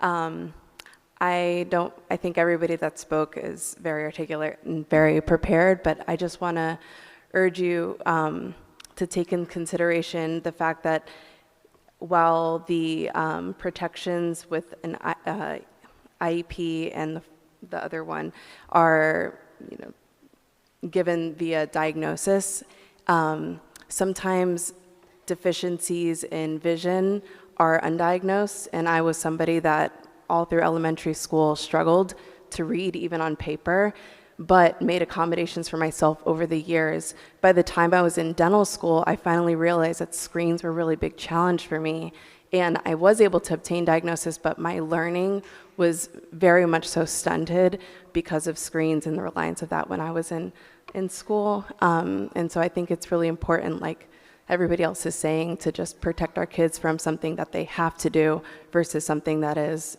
an option for them.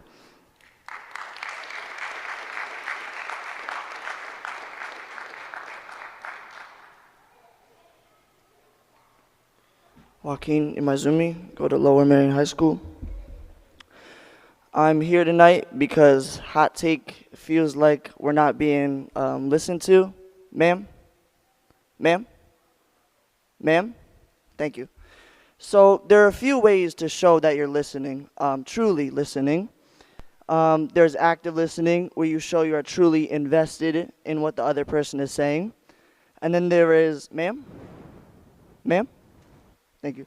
And then there's acting like you're listening. There's jotting down notes. There is head nods.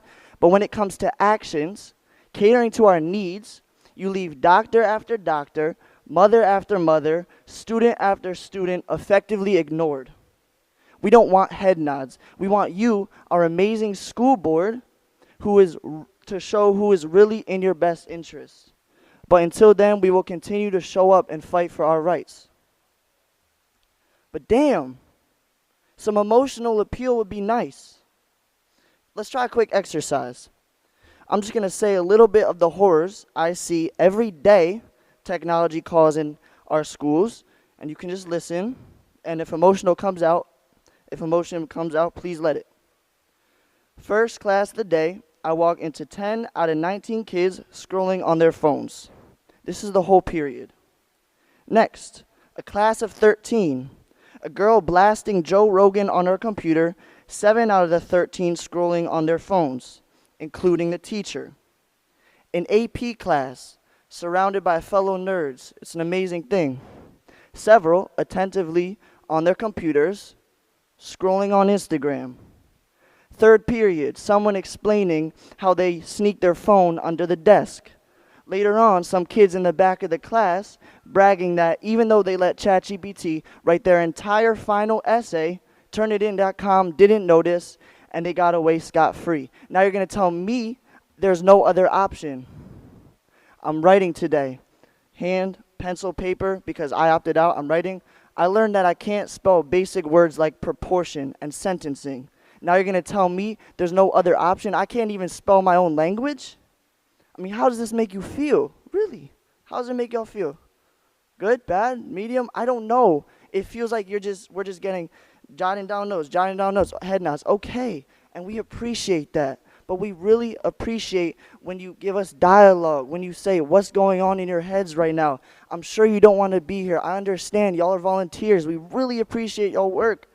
But since y'all not even getting paid for this, you might as well work with the people that really want to work with you and decide a better future for our kids. Please. Thank you.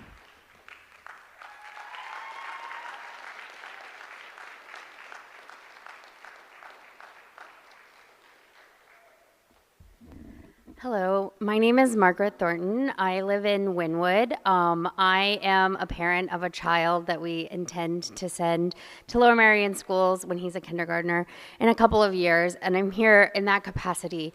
But I also was for many years a high school English teacher, and now I am a professor of educational leadership. And I think that that also gives me some perspective that I feel is missing from this policy document. I co-sign a lot of what other parents have talked about tonight, in particular a focus on paper-based education, as well as whitelisting. That seems like a real winner and no-brainer and something relatively easy to implement. I am particularly concerned, however, with this new proposal, which I do appreciate the amount of work that you all have done. I shouldn't let that go unacknowledged. This is a great, I think, movement from last month's proposal, but it's really concerning that there are usage restrictions available for the district, but not for parents. And also wanted to talk a little bit on page 11 in section 7, addressing student misuse of technology resources. One of the proposed ways to address that is with usage restrictions for student consequences when students use their devices inappropriately. I think that's great. You should keep that. But it demonstrates that there is absolutely an option for students who are using devices less than other students in the classroom. There's a recognition that we can have some optionality and some differences and some differentiation in terms of what students are doing. Finally, I would just encourage you not to remove policies before others are implemented. You're really putting your teachers, and I say this as a former teacher of students and a current teacher of adults, you're really putting your teachers in a difficult position that it's June, they're thinking about what's worked this year, what they want to implement come fall, and the guidance is just not there. So ask you to please leave the policies in place as they are, and as you continue what I know is a very difficult process to put something in place that's going to be the best possible policy for our students, which is what I know we all want. So thank you so much for your time.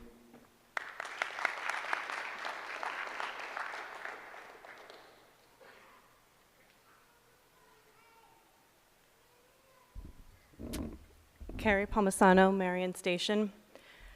I never thought I would be someone who spoke at school board meetings, but here I am again. My family moved to this district with the highest of hopes for our public schools. I left an amazing job, a wonderful city, and so much culture to give our kids what we thought were the best schools. I'm quickly becoming disheartened. I'm finding that our schools rank high because we live in an area where so many families have so many resources. I know that every parent in the auditorium tonight would not hesitate to spend extra hours doing homework with his or her child, hire a tutor, or sign up for specialized programs to supplement. If you want to talk about equity, you should be concerned that the families who have the resources to fill in gaps and the families who have a real interest in reducing access to unfettered technology and these EdTech apps are going to come out okay. We have seen how young brains learn best by doing, by drawing, by writing, by solving math equations by hand. These are constants we can count on. And these are the principles that guide our daily lives, and it should be that way in school too. In medicine, we often say, see one, do one, teach one. And the key part of this is the doing. You can see a procedure 100 times and still feel unsure how to do it. It's not until you do it that you fully understand. This is why group projects and presentations work. I can look back on many projects I still remember today, standing in front of my third grade class, holding a box with a tundra built inside for our unit on climate, creating a fake gas station with my friends in 6th grade to learn about the 9/10 of a cent pricing tactic. I could go on, but the point is, from what we have seen from EdTech so far, it does not make these impressionable memories. My first concern with this draft is the ambiguity. Phrases such as technology shall be used intentionally or any use shall be minimal and highly structured leave a lot of openings for interpretations and varied standards. I'm curious how individuals are to adhere to the time limits proposed, especially in middle school, less so high school, but where students change classes several times a day. How are we measuring and monitoring this? I'm sure many have suggestions. My second concern is the administrative regulation on limitation of liability that frees LMSD from any wrongdoing. Specifically, the district shall not be liable for any direct, incidental, or consequential damages sustained or incurred in conjunction with the use, operation, or inability to access or use district technology resources, including the loss of data, information, or anything else of value. If you are willing to take time to implement specific language to mitigate liability, then we should take the time to implement specific language and steps to limit EdTech. Seriously, what are the priorities? And if not, then our students should not be forced to use these devices. I am holding out hope that the input you sought from our members of this movement has yet to be added. This is the starting point to build on. Thank you. Ben Prosky, Sam Handlin, Rebecca Foscolo, and then Yair Lev. Hi guys, how are you? My name is Ben Prusky. I live in Bryn Mawr, 3 children. They're all here tonight. I told you I'd bring the little one, and that time has come. I just want to be really, really quick here and really to the point. I think that this board has been doing overall good job. Jason, really good work on the latest iterations of that stuff. I was doing some bathroom runs, so I couldn't catch them all. I really want to encourage you guys to just rethink the entire conversation. None of you are going to lose re-election if you shift this from an opt-out to an opt-in. Okay, let the baseline be whiteboards, and let people who want to opt in to get their laptops opt in. The new equity argument, I ironically pulled for my kids to play here, Kumon. When my kids were struggling a year ago or a year and a half ago, or I wanted them to get ahead or whatever the reason is, I signed them up for Kumon. And guess what? I've got the money to pay for it, and I've got the time. I own a company. I can take time off from my company and take them there. Other families can't do what I did. Other families cannot do this. They cannot bring Kumon. They cannot do Kumon. This wasn't even my speech. It wasn't even my speech, but I packed this because the kids needed something to do. It is okay to have a sunk cost. My mom bought 3 tablets for our children. It was a gigantic mistake. It was a gigantic mistake. We have taken the tablets away, okay? So I want you to just consider opt-in instead of opt-out and as the baseline. We got to stop calling this ed tech, okay? It's a bunch of account managers out in San Francisco wearing clothing like mine that are trying to sell to districts so they get their commissions and go to Sam's and Tiburon and drink over the weekend, okay? We got to stop calling it ed tech. It is not educational technology. It's a scam. Our classrooms are not startups, okay? Lastly, 5th graders, I don't know what grade you're in, young lady. I don't know what grade you're in, but it's okay. 5th graders, a woman who was going to speak who can't because her son's at lacrosse practice, they are looking at adult content in class, 5th graders. You may not have a problem with that.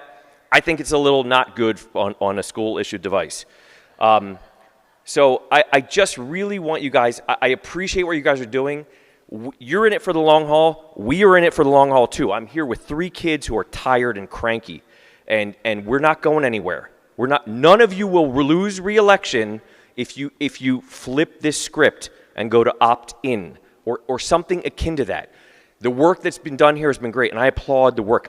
This Rube Goldberg machine, I get it. It is hard, and you got all these inputs and how to satisfy. So anyway, thank you. Good luck. Time's up. Let me know if you want to talk.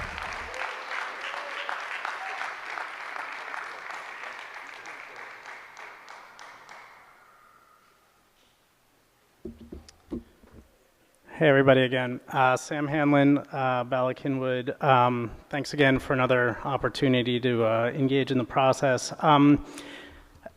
What I wanted to focus on is I just see some contradictions between the values expressed in the policy and the implementation guidance in the AR. And I like the values expressed in the policy, but given that I only have 3 minutes, I just want to really focus on the instructional planning benchmarks in the AR.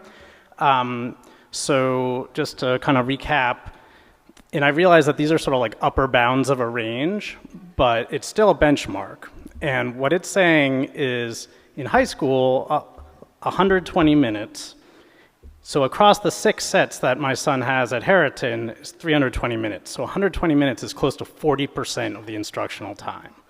In grade 7 and 8, 90 minutes, it's 90 minutes and there's 300 class minutes total. So that's 30% of the instructional time. And even those are actually in some ways underestimates because that denominator, the instructional time, that includes like gym, band, stuff where you're definitely not using a computer. So like 120 minutes in high school really could be like pretty close to 50% of like the real instructional time for students. And to me, that's just like way, way too high. Like as an educator myself, and I realize college is a little different than high school, but I just cannot imagine a high school teacher of core subjects sort of living into the values in the policy and using technology 50% of the time in their classroom. Like, there's just no way.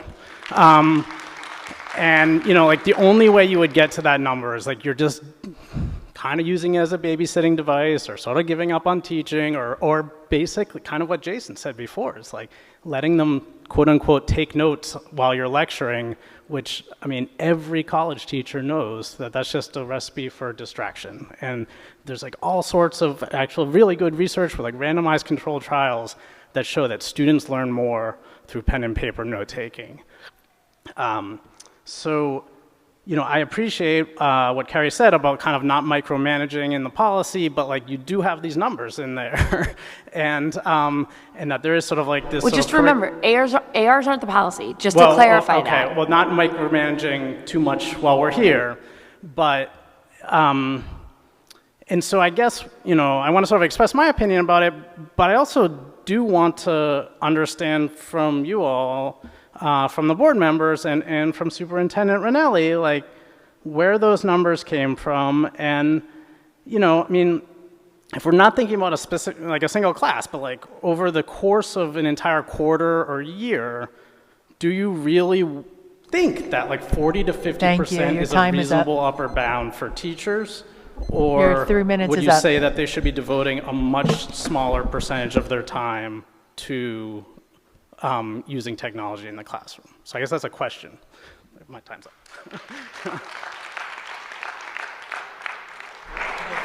Rebecca, then Yair, then David. Hold on one second. I just want to address the AR. So just to put in context the timeline, as many of you know, we met all of last weekend with families. And so finalizing the next version of the policy was done midweek. The ARs come after that. So just acknowledging that there's a lot more work to do on finalizing those ARs to be aligned with the full policy. So open to all feedback, but just wanted, since you brought that up directly, Sam, wanted to address it. Thanks. And Sam, thank you. That's why when we were looking at the ARs, the policy was big, broad strokes, but the ARs are there too, but we haven't looked at them yet. So thank you all. Hi, I'm Rebecca, mom of two from Penguin. Here's a parent and a physician assistant who cares deeply about children's development, learning, and long-term well-being.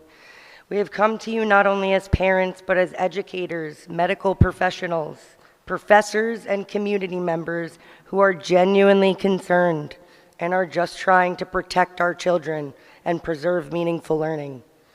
Many children, especially those with challenges involving attention, executive functioning, reading and writing, are being asked to learn in environments that are increasing distraction, cognitive overload, and disengagement from core skills. And while equity is often referenced in these conversations, I think it's important that we define it clearly. Equity does not mean giving every child the same technology. True equity means ensuring each child receives what they need to learn, grow, and thrive. The growing number of IEPs, advocates, tutors, and outside intervention should tell us that the one-size-fits-all approach does not work. Research consistently shows that handwriting improves memory, comprehension, and retention. Reading on paper is associated with stronger comprehension and focus than screens. As a medical professional, I would never recommend an intervention without evidence that it is safe and effective. If outcomes were mixed, we proceed cautiously with oversight and obtain informed consent, not broad implementation of an entire population in real time. That same standard of care should apply to educational environments that shape developing brains. I think most adults recognize that our relationship with technology is complicated. Many of us wish we didn't rely on our phones as much as we do. We watched how constant digital engagement can affect relationships, attention, and creativity. If this is our experience as adults, why would we want to do this in early childhood learning? Last week, I attended my son's end-of-the-year celebration. Each child had created a writing portfolio filled with stories, illustrations, and evidence of their growth throughout the year. Is this really what we're trying to get rid of? creativity, handwriting. Look at how happy he is. I've never seen him look like that at a screen before. That's like the most determined little boy right there. I think we can all agree it takes a village to raise a child. And villages are built on people, relationships, and human connections, not platforms. We are asking for thoughtful choices, an educational approach that prioritizes human interaction, strong foundational skills, and individualized support. We are not anti-technology, we are pro-child. Thank you.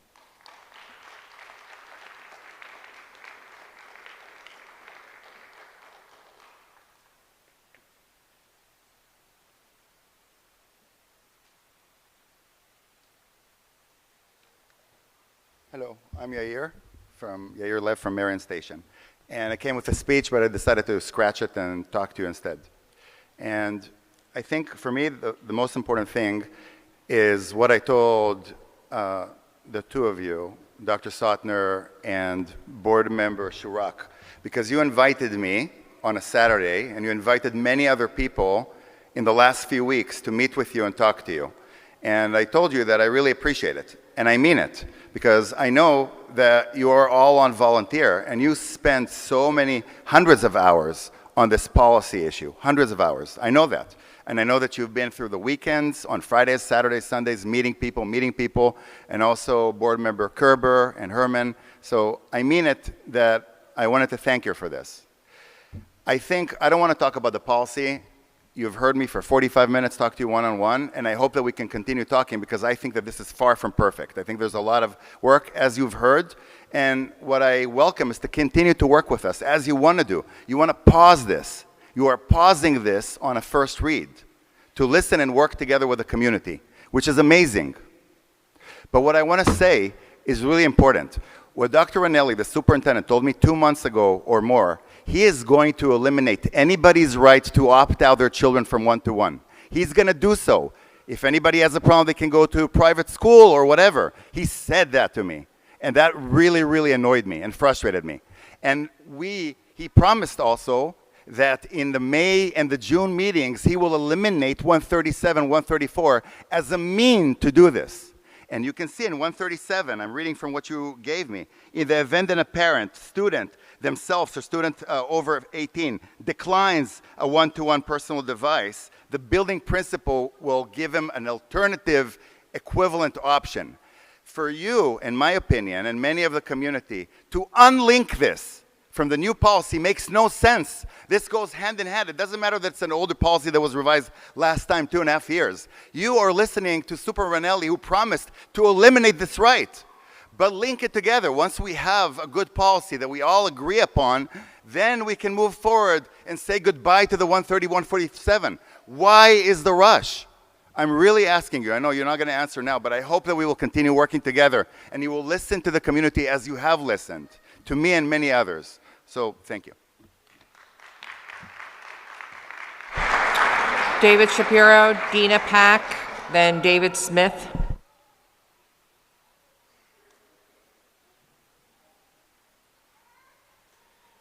Hi, everyone. I'm David Shapiro from Wynwood. Again, thank you all for this process. Thanks for taking the time. Thanks for meeting with so many of us and thinking long and hard. This is a major improvement, but it still needs a lot of work. I want to just start and take a step back. We were talking about, there was a reference earlier about Kumon, and I will just say, as far as EdTech goes, and sort of the lower grades had really pushed EdTech as a tool for learning reading. Like there was a lot of focus on that, on the software to promote reading. It didn't work for our child. We could not get support. The only way we were able to get our child significantly advanced in reading, and this is with an IEP, by the way, was actually to go to outside tutoring. Like that was the thing. And from an equity perspective, that's wrong. And the outside tutoring involved not a single use of device. And stripping away the devices, stripping away all of those other things and focusing on the specific educational appropriate tools, non-technological, was huge. And I really applaud the move to try to seriously limit technology. And I encourage, when we're talking about limiting technology and talking about the use of technology, for instance, with whiteboards and things like that, if the idea is that it's a shared screen or something like that, to stipulate in the policy that we're talking about shared screens rather than one-on-one devices. Next thing, it's been raised repeatedly over the course of this evening, but I remain incredibly concerned about data privacy. And I know that we need to adopt a separate privacy policy, but I think that in this document, I'm going to have some language suggestions that I've been working on and will be sharing. We need to have some specific provision in there regarding like the bare minimum that a vendor must achieve in order to even be considered. And I do think privacy is paramount, and I do not love the idea that we have vendors that have privacy policies. All of these privacy, if privacy is in the form of a privacy policy, that privacy policy can be changed at any time. And well, there you go. Now you have a new privacy policy that strips away all the privacy rights. They need to be firmly embedded in contract and audited. Next thing I wanted to touch on was the time on device. And I do have real concerns, as has been noted, about the time on device. 120 minutes is an awful lot when you strip away the various other bits within the course of the academic day, how much day is on device. So that's my 3 minutes. All right, I will leave it with that, and thank you. I just urge you, if you're going to repeal 134 and 137, to make the repeal effective only upon adoption of a new policy. Even if we agree to repeal now, that repeal is contingent. Thank you.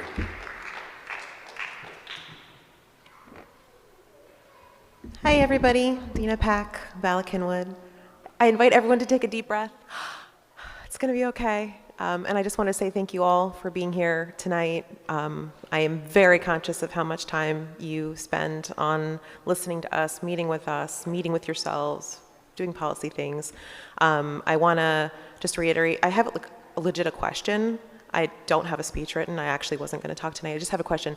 So if we repeal 134, 137 now, let's say in the next meeting, which is Monday, and then we go into the summer, still working on the policy, still working on AR, like what do the summer school kids have? Is there like anything in place for use over the summer? That was like literally a question. Yeah, I can answer it, Dina. So if we, and I'm gonna go in more to 134 and 137 based on the questions, but if we repeal it, it would be coupled with the directive to follow the baseline guidance that is in the proposed policy where it is. So for summer school, that is what we would follow. Oh, so like the new policy for as it stands currently? Yes. Okay. Yes, which is so strong. So it wouldn't be like policy lists is what I was imagining. Correct. Like a district with no policy for the summer. Yeah, and that is legally a possibility for us to do. I don't know how policy works in a school district, so I believe you. I just literally was just wondering sitting there. Yeah, that would be what we would do. That's super helpful, thank you. And I think it's helpful for everyone.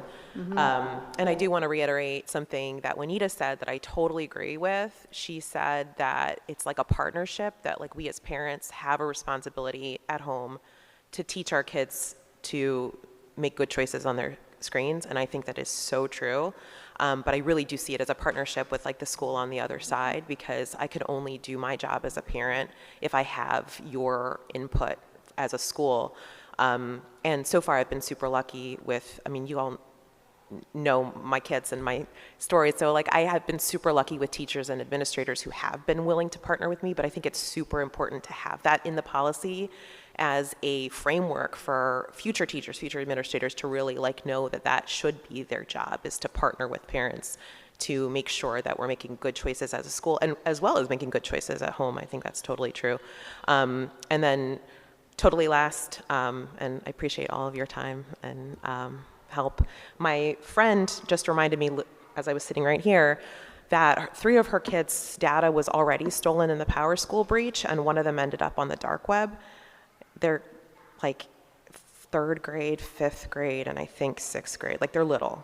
And this was a few years ago. So it's already been a thing that we experienced at Lower Merion. We've already had like 2 issues with data breaches. I really would love to see some strong language more around that rather than like, we have no liability. That doesn't feel good as a parent, you know what I mean? Thanks so much, have a good night.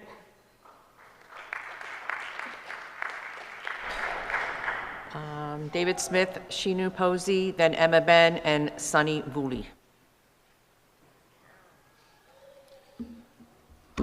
David Smythe, Marion Station. So, reviewing the policy, there is no commitment to analog learning after 3rd grade.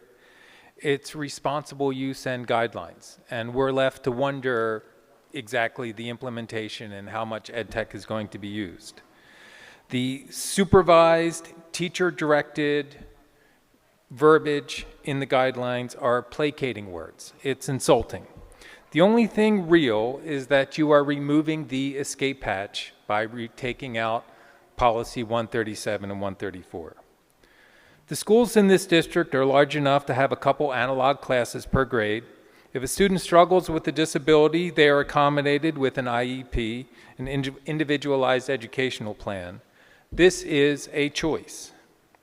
Let's face it, you know that ed tech is failing, it is suboptimal, and you don't want to be embarrassed.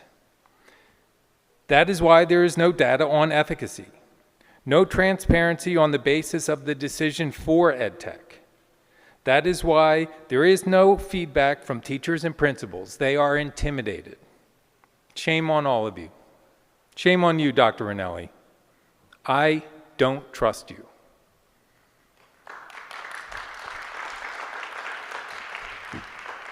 Nothing has been learned from the Robbins case. No one was ever fired in that case. No accountability. The school district hired Ballard Spahr lawyers and covered their butt and lied. You are showing us that that is your plan this time. You've had meeting after meeting to provide data, hard numbers, accommodations, feedback from principals and teachers. That hasn't happened. Instead of evaluating curriculum, we got guideline language not worth anything. It's pathetic. The opt-out is the bare minimum. That is the compromise. You are all failing. Pencils over pixels.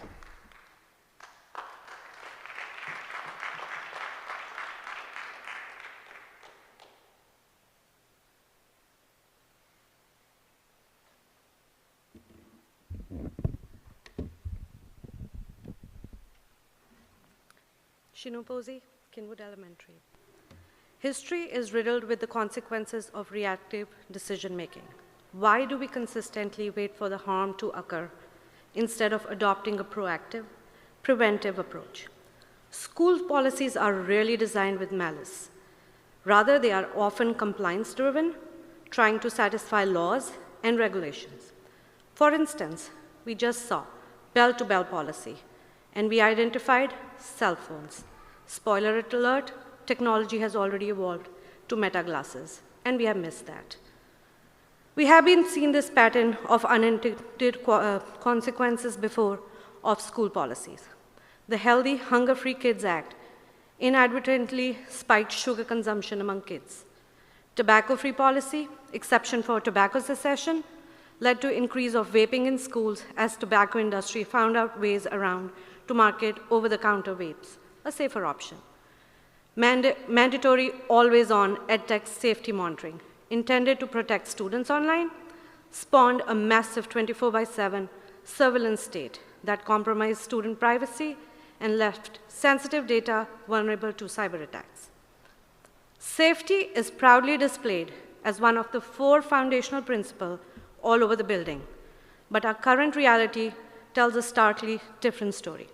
As a parent, the district requires me explicit written permission to take my child to a school trip, a field trip, or to administer an over-the-counter medication. Yet, when it comes to technology and data privacy, I'm given absolutely no choice, no voice, no agency in the say of my child's safety. During this meeting earlier, we discussed the critical importance of fostering accountability and trust. Then we must question ourselves why we have a rigid time and attendance system outside that allow adult school staff to be autonomous and accountable for the time that they report. Why? Why we need that? Let them show what time they came and when they left. But we don't find them accountable. Furthermore, there seems to be a disconnect regarding the role of technology.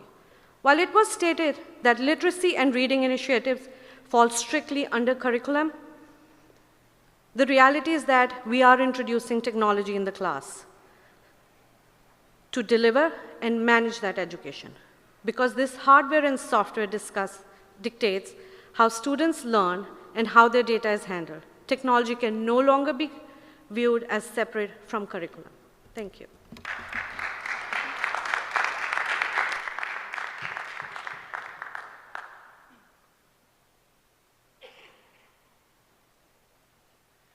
Good evening. My name is Emma Ben from Bryn Mawr.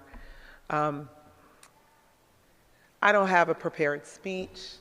I find it very interesting that people are talking about banning technology as they read their speeches on their devices and tablets and everything else. But I think as I listen to all the comments, as I read the policy, I think it's kind of necessary to take a step back. I'm here as kind of on my own, not a part of any particular movement. And I think this whole idea of technology being black or white, like you ban it and we go to paper and pencil and everything's okay and my kid's gonna be happy and my kid's gonna critically think, doesn't necessarily make sense to me, because I grew up not having a computer until I was in 12th grade, and there were a lot of kids around me who didn't critically think. So I think first having a conversation about what we need to do to kind of help kids critically think. That's not just with the school, that's with us as parents. Banning technology isn't going to be the way to ensure that our kids critically think. I think using technology in a way that can enhance education. I give an example. Every single kid, when they're sitting there learning about their mean, their median, their mode, right? We tell them, well, the mean is the average. If I could introduce them to some R programming or something, I could show them a simulation where they could actually sample from 100 samples, make a histogram, and begin to understand something about the central limit theorem and the mean, dealing with the sampling distribution of the mean. That's a way where I could sit there and use technology to actually help them understand something better than just regurgitating a definition of what the average is. So I think if I were you, I would take a step back. I think there needs more time, you need more time before you can make this policy, and it's not an all or nothing, because this world is a technology-driven world, and we need to make sure that our children can function within it. ChatGPT, for an example. People say it's really bad. But if you teach students where it's bad, if you teach students how to effectively use it, then you're doing your job, versus just saying, we're gonna ban them from ChatGPT. So my thought here is that it's not that simple, and everyone making it out to be 3 minutes simple, is up. It's not. And we need to take a step back, because this isn't how the real world works. The real world, most parents are sitting here on their computers all day long, but then telling their kids that they're not going to be able to use technology when they have to go out into this world where technology is needed. So we have to find some medium that works.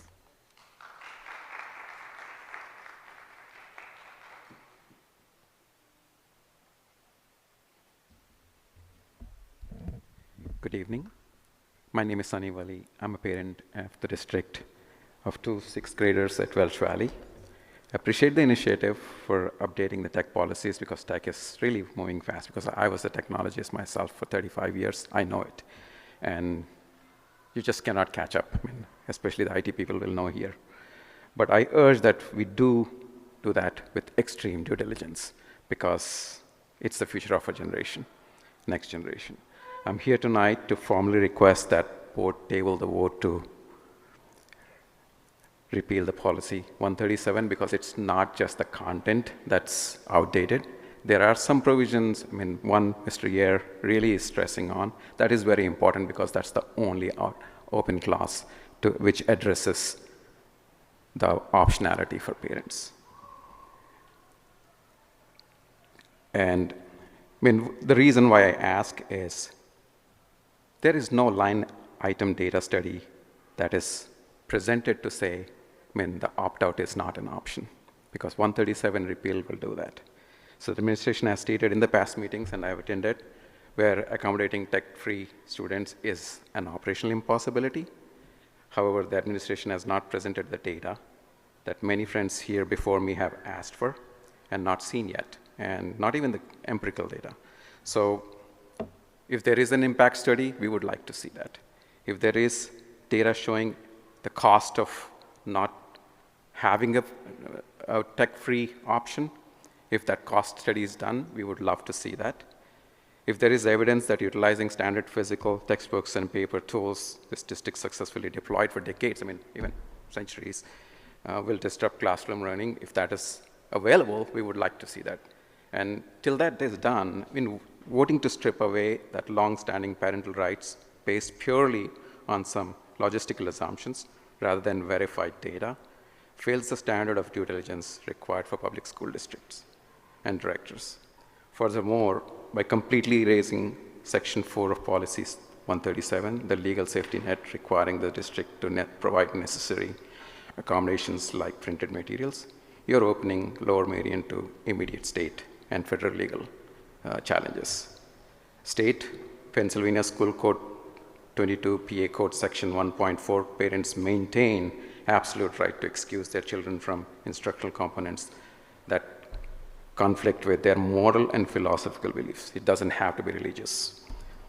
If you repeal Policy 137, you do not erase the rights under that state law. You simply strip the district of the local policy framework needed to comply with them. Additionally, under the Federal Protection of Pupil Rights Amendment, parents have legal right to inspect all digital curriculum data and deny third-party data collection. Forcing one-on-one devices without an analog pathway violates the spirit of federal provision. Do not force a vote on a policy repeal that turns logistical preference into a civil rights issue. I ask this board to vote no on repeal tonight and table the motion so that we can do the due diligence. Thank you very much. Okay, that completes the sign-in for that topic. I don't know if there's any chats down there. You said we it was do not have agenda. online comments. It's not that's not agenda. You told me it was not agenda. So I only can go. Hold on. Let them take the agenda items online. And then I'm going, it's sort of an agenda item. I'm going to speak on it. Amy, you have a comment? The first comment is from Allie Strawbridge of Marion Station. Has the board considered an approved-only approach for websites and apps versus the tech team doing their best to block anything harmful? I did read the new draft and don't believe that was addressed. The next comment is from Joanna Stone of Marion Station. Thank you for taking into account so much of the feedback from the community. As a parent of 2 children in the district, I particularly appreciate the specifics regarding each of the grade bands as they have been defined, and the recommendations make sense to me. As a teacher, I especially appreciate the balance this draft strikes between providing guidance while still allowing for staff discretion in pursuing educational uses of technology, which can be so powerful to individualize practice opportunities for students. Thank you for all you do. The next email is from Patrick Doggett of Marion Station. I want to thank the board and policy committee for their thoughtful work revising this policy. I appreciate the evolution from the initial draft, particularly the clearer age-based expectations and more nuanced approach for middle school students. I also appreciate the balanced approach to technology use, one that recognizes both its benefits and challenges and focuses on ensuring teachers use the technology intentionally to enhance students' education in a developmentally appropriate way. Thank you for listening to diverse voices throughout this process and for continuing to refine the policy based on community feedback. I especially appreciate the effort to create greater consistency across the district through clear expectations and aligned practices. Thank you for your time and commitment to developing a policy that serves all students. The next comment is from Michelle McGill of Ballackinwood. I have to admit I was a little surprised to hear the lengthy list of concerns raised by Jason tonight. Given the amount of time and work that has gone into developing this framework, one would assume that concerns of this magnitude would have been raised and discussed during the process rather than at the point of public consideration. It is also the responsibility of the board to consider the needs of all students. A one-size-fits-all approach does not work in public education. What Jason is requesting and describing sounds more aligned with private education than public education. If my child came home asking for an Apple Watch, my answer would be no. That is clearly a parenting decision and not the responsibility of school staff.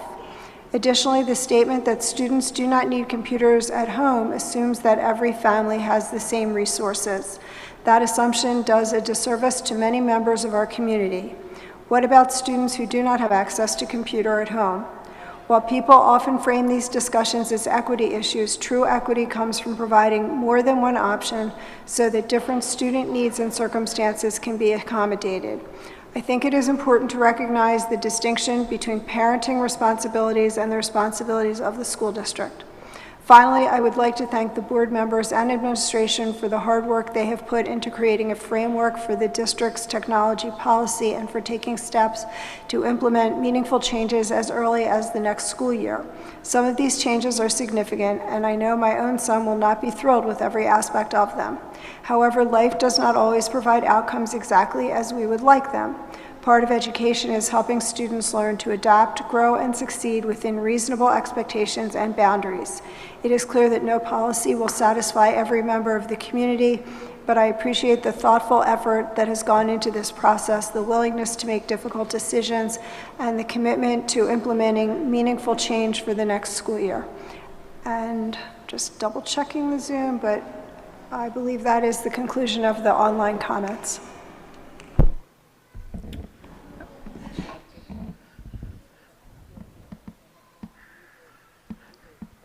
No, I'm going to, it's going to be on the agenda. It's an agenda item. You're taking an agenda item? I'm Okay. Yes. Crystal Blunt, Ardmore. I was sort of standing in the hallway, but I heard someone mention that they met with policy people over the weekend to talk about this issue.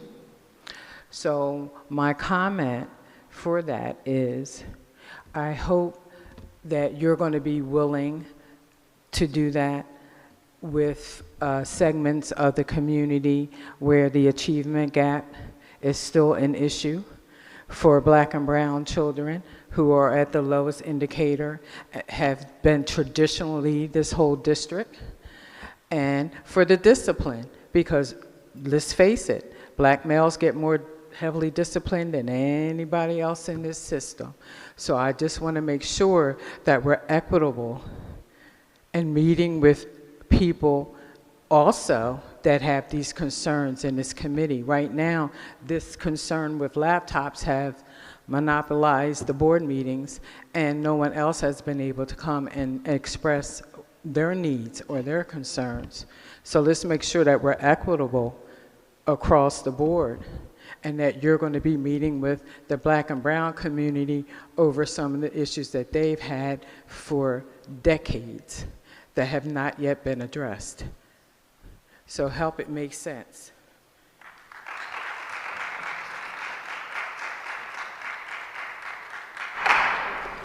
Okay, Curry and Juanita and Jason, do you have any follow-up comments or questions? And then I have a few.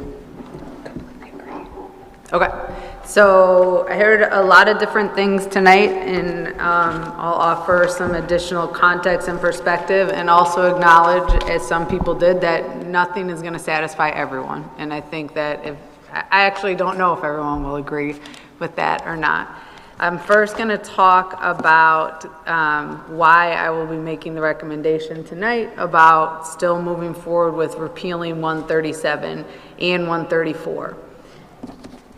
137, the actual language and intent of the policy was in reference to the electronic device initiative, which I'm reading from here just so we have this all. The district initiative to provide designated students with access to a district-issued electronic device for use at home and school in connection with the district's academic program. The intent of the electric device initiative, was assigning individual computers for kids to use at home and at school with this specific initiative. As it stands now, this is not even something for us to opt out of, as the language has been discussed, and that parents are not using, because it is not using technology in our schools is not the electronic device initiative. It is that we use technology in schools.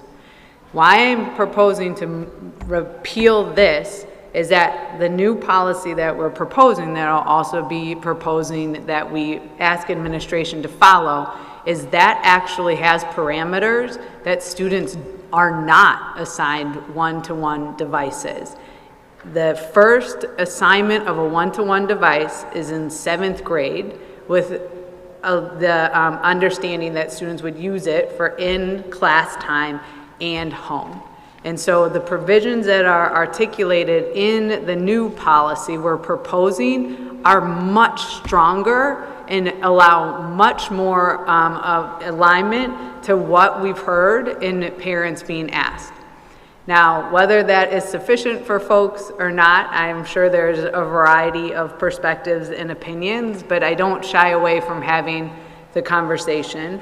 And I do hope that people are open to a continued conversation, and also to move with timeliness, to have clear expectations for our school teams. We have to be able to move forward.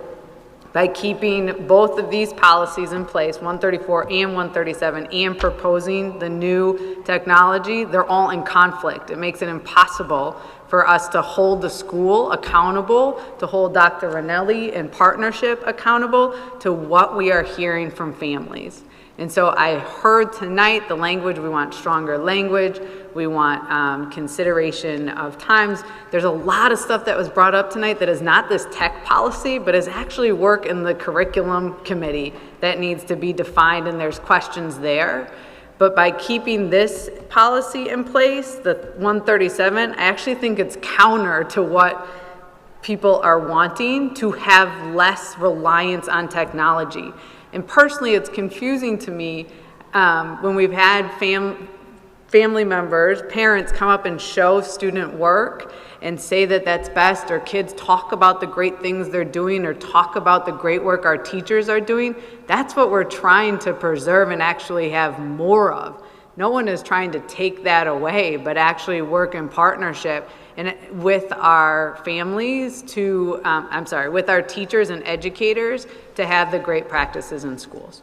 So I hear, Jason, your perspective on the timings.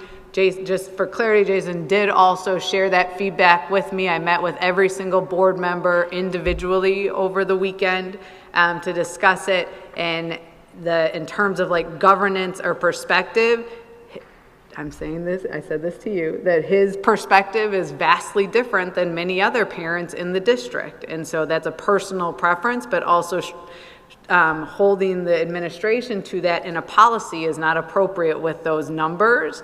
That is something we can continue to work through with the AR. The other point of feedback that I just wanted to bring up is we hear you on the security and privacy. That has to be continued to be looked at. I'm Yes, that has to be, I have a few other thoughts, but I'm going to hold on sharing them here. And then I think that, again, I will just say we are open for continued conversation and also to have the spirit and the actual guidance and expectations for our teachers and our administration in place to be able to tighten up on these things. We have to also have what is proposed in this policy as a first read to be followed into the school year because it is June. And I do want to acknowledge what Ms. Blunt said. We have to get to a place in our district that we can work together. Like some of the comments that were made here tonight in good faith when we're trying to solve a problem and we have vastly different perspectives, that's okay, but like just being mean and angry about it and not willing to have a conversation doesn't work either. So for us to address the priorities of the district, my hope is we can continue to put in perspective that there's also multiple threads of work going on at the same time, and we need to be able to address more than one topic at once and not only just listen and continue on with the topics that are loudest in public meetings, but acknowledge there's many pieces here that I know many people here are also concerned about. So my suggestion, or I'm forgetting the actual limit, my recommendation, Amy, if I say this wrong, then tell me, is to move repeal for a full vote to the board next Monday of 134 and 137, and secondarily direct administration through a vote on Monday to follow the initial guidance that is in this policy and preparing for next school year. So Curry and Juanita and Jason, if you would yay or nay or tell us where you are on this. No further comments. So you're fine with that? I'm fine with repealing. No, please. No, go ahead. I was just going to say, I have no problem moving it forward to the full board. I do think, from my perspective, best practice would be is to wait on the repeal until this policy is in like a second, at least moved along a little bit further. But I have no problem moving it so that the whole board can weigh in on it and there can be discussion about it. I'm fine with moving everything forward as you just shared. Okay, thank you. So we're good, and our next committee meeting, so normally the policy committees don't meet at all in June or July or August, and so we added this meeting to discuss the policy here, and we will work to get the dates out to the public of additional policy meetings that will take place throughout the summer. And if anyone wants to weigh in or provide additional feedback, please send it to us and be in conversation. And thank you tonight for your comments and perspectives.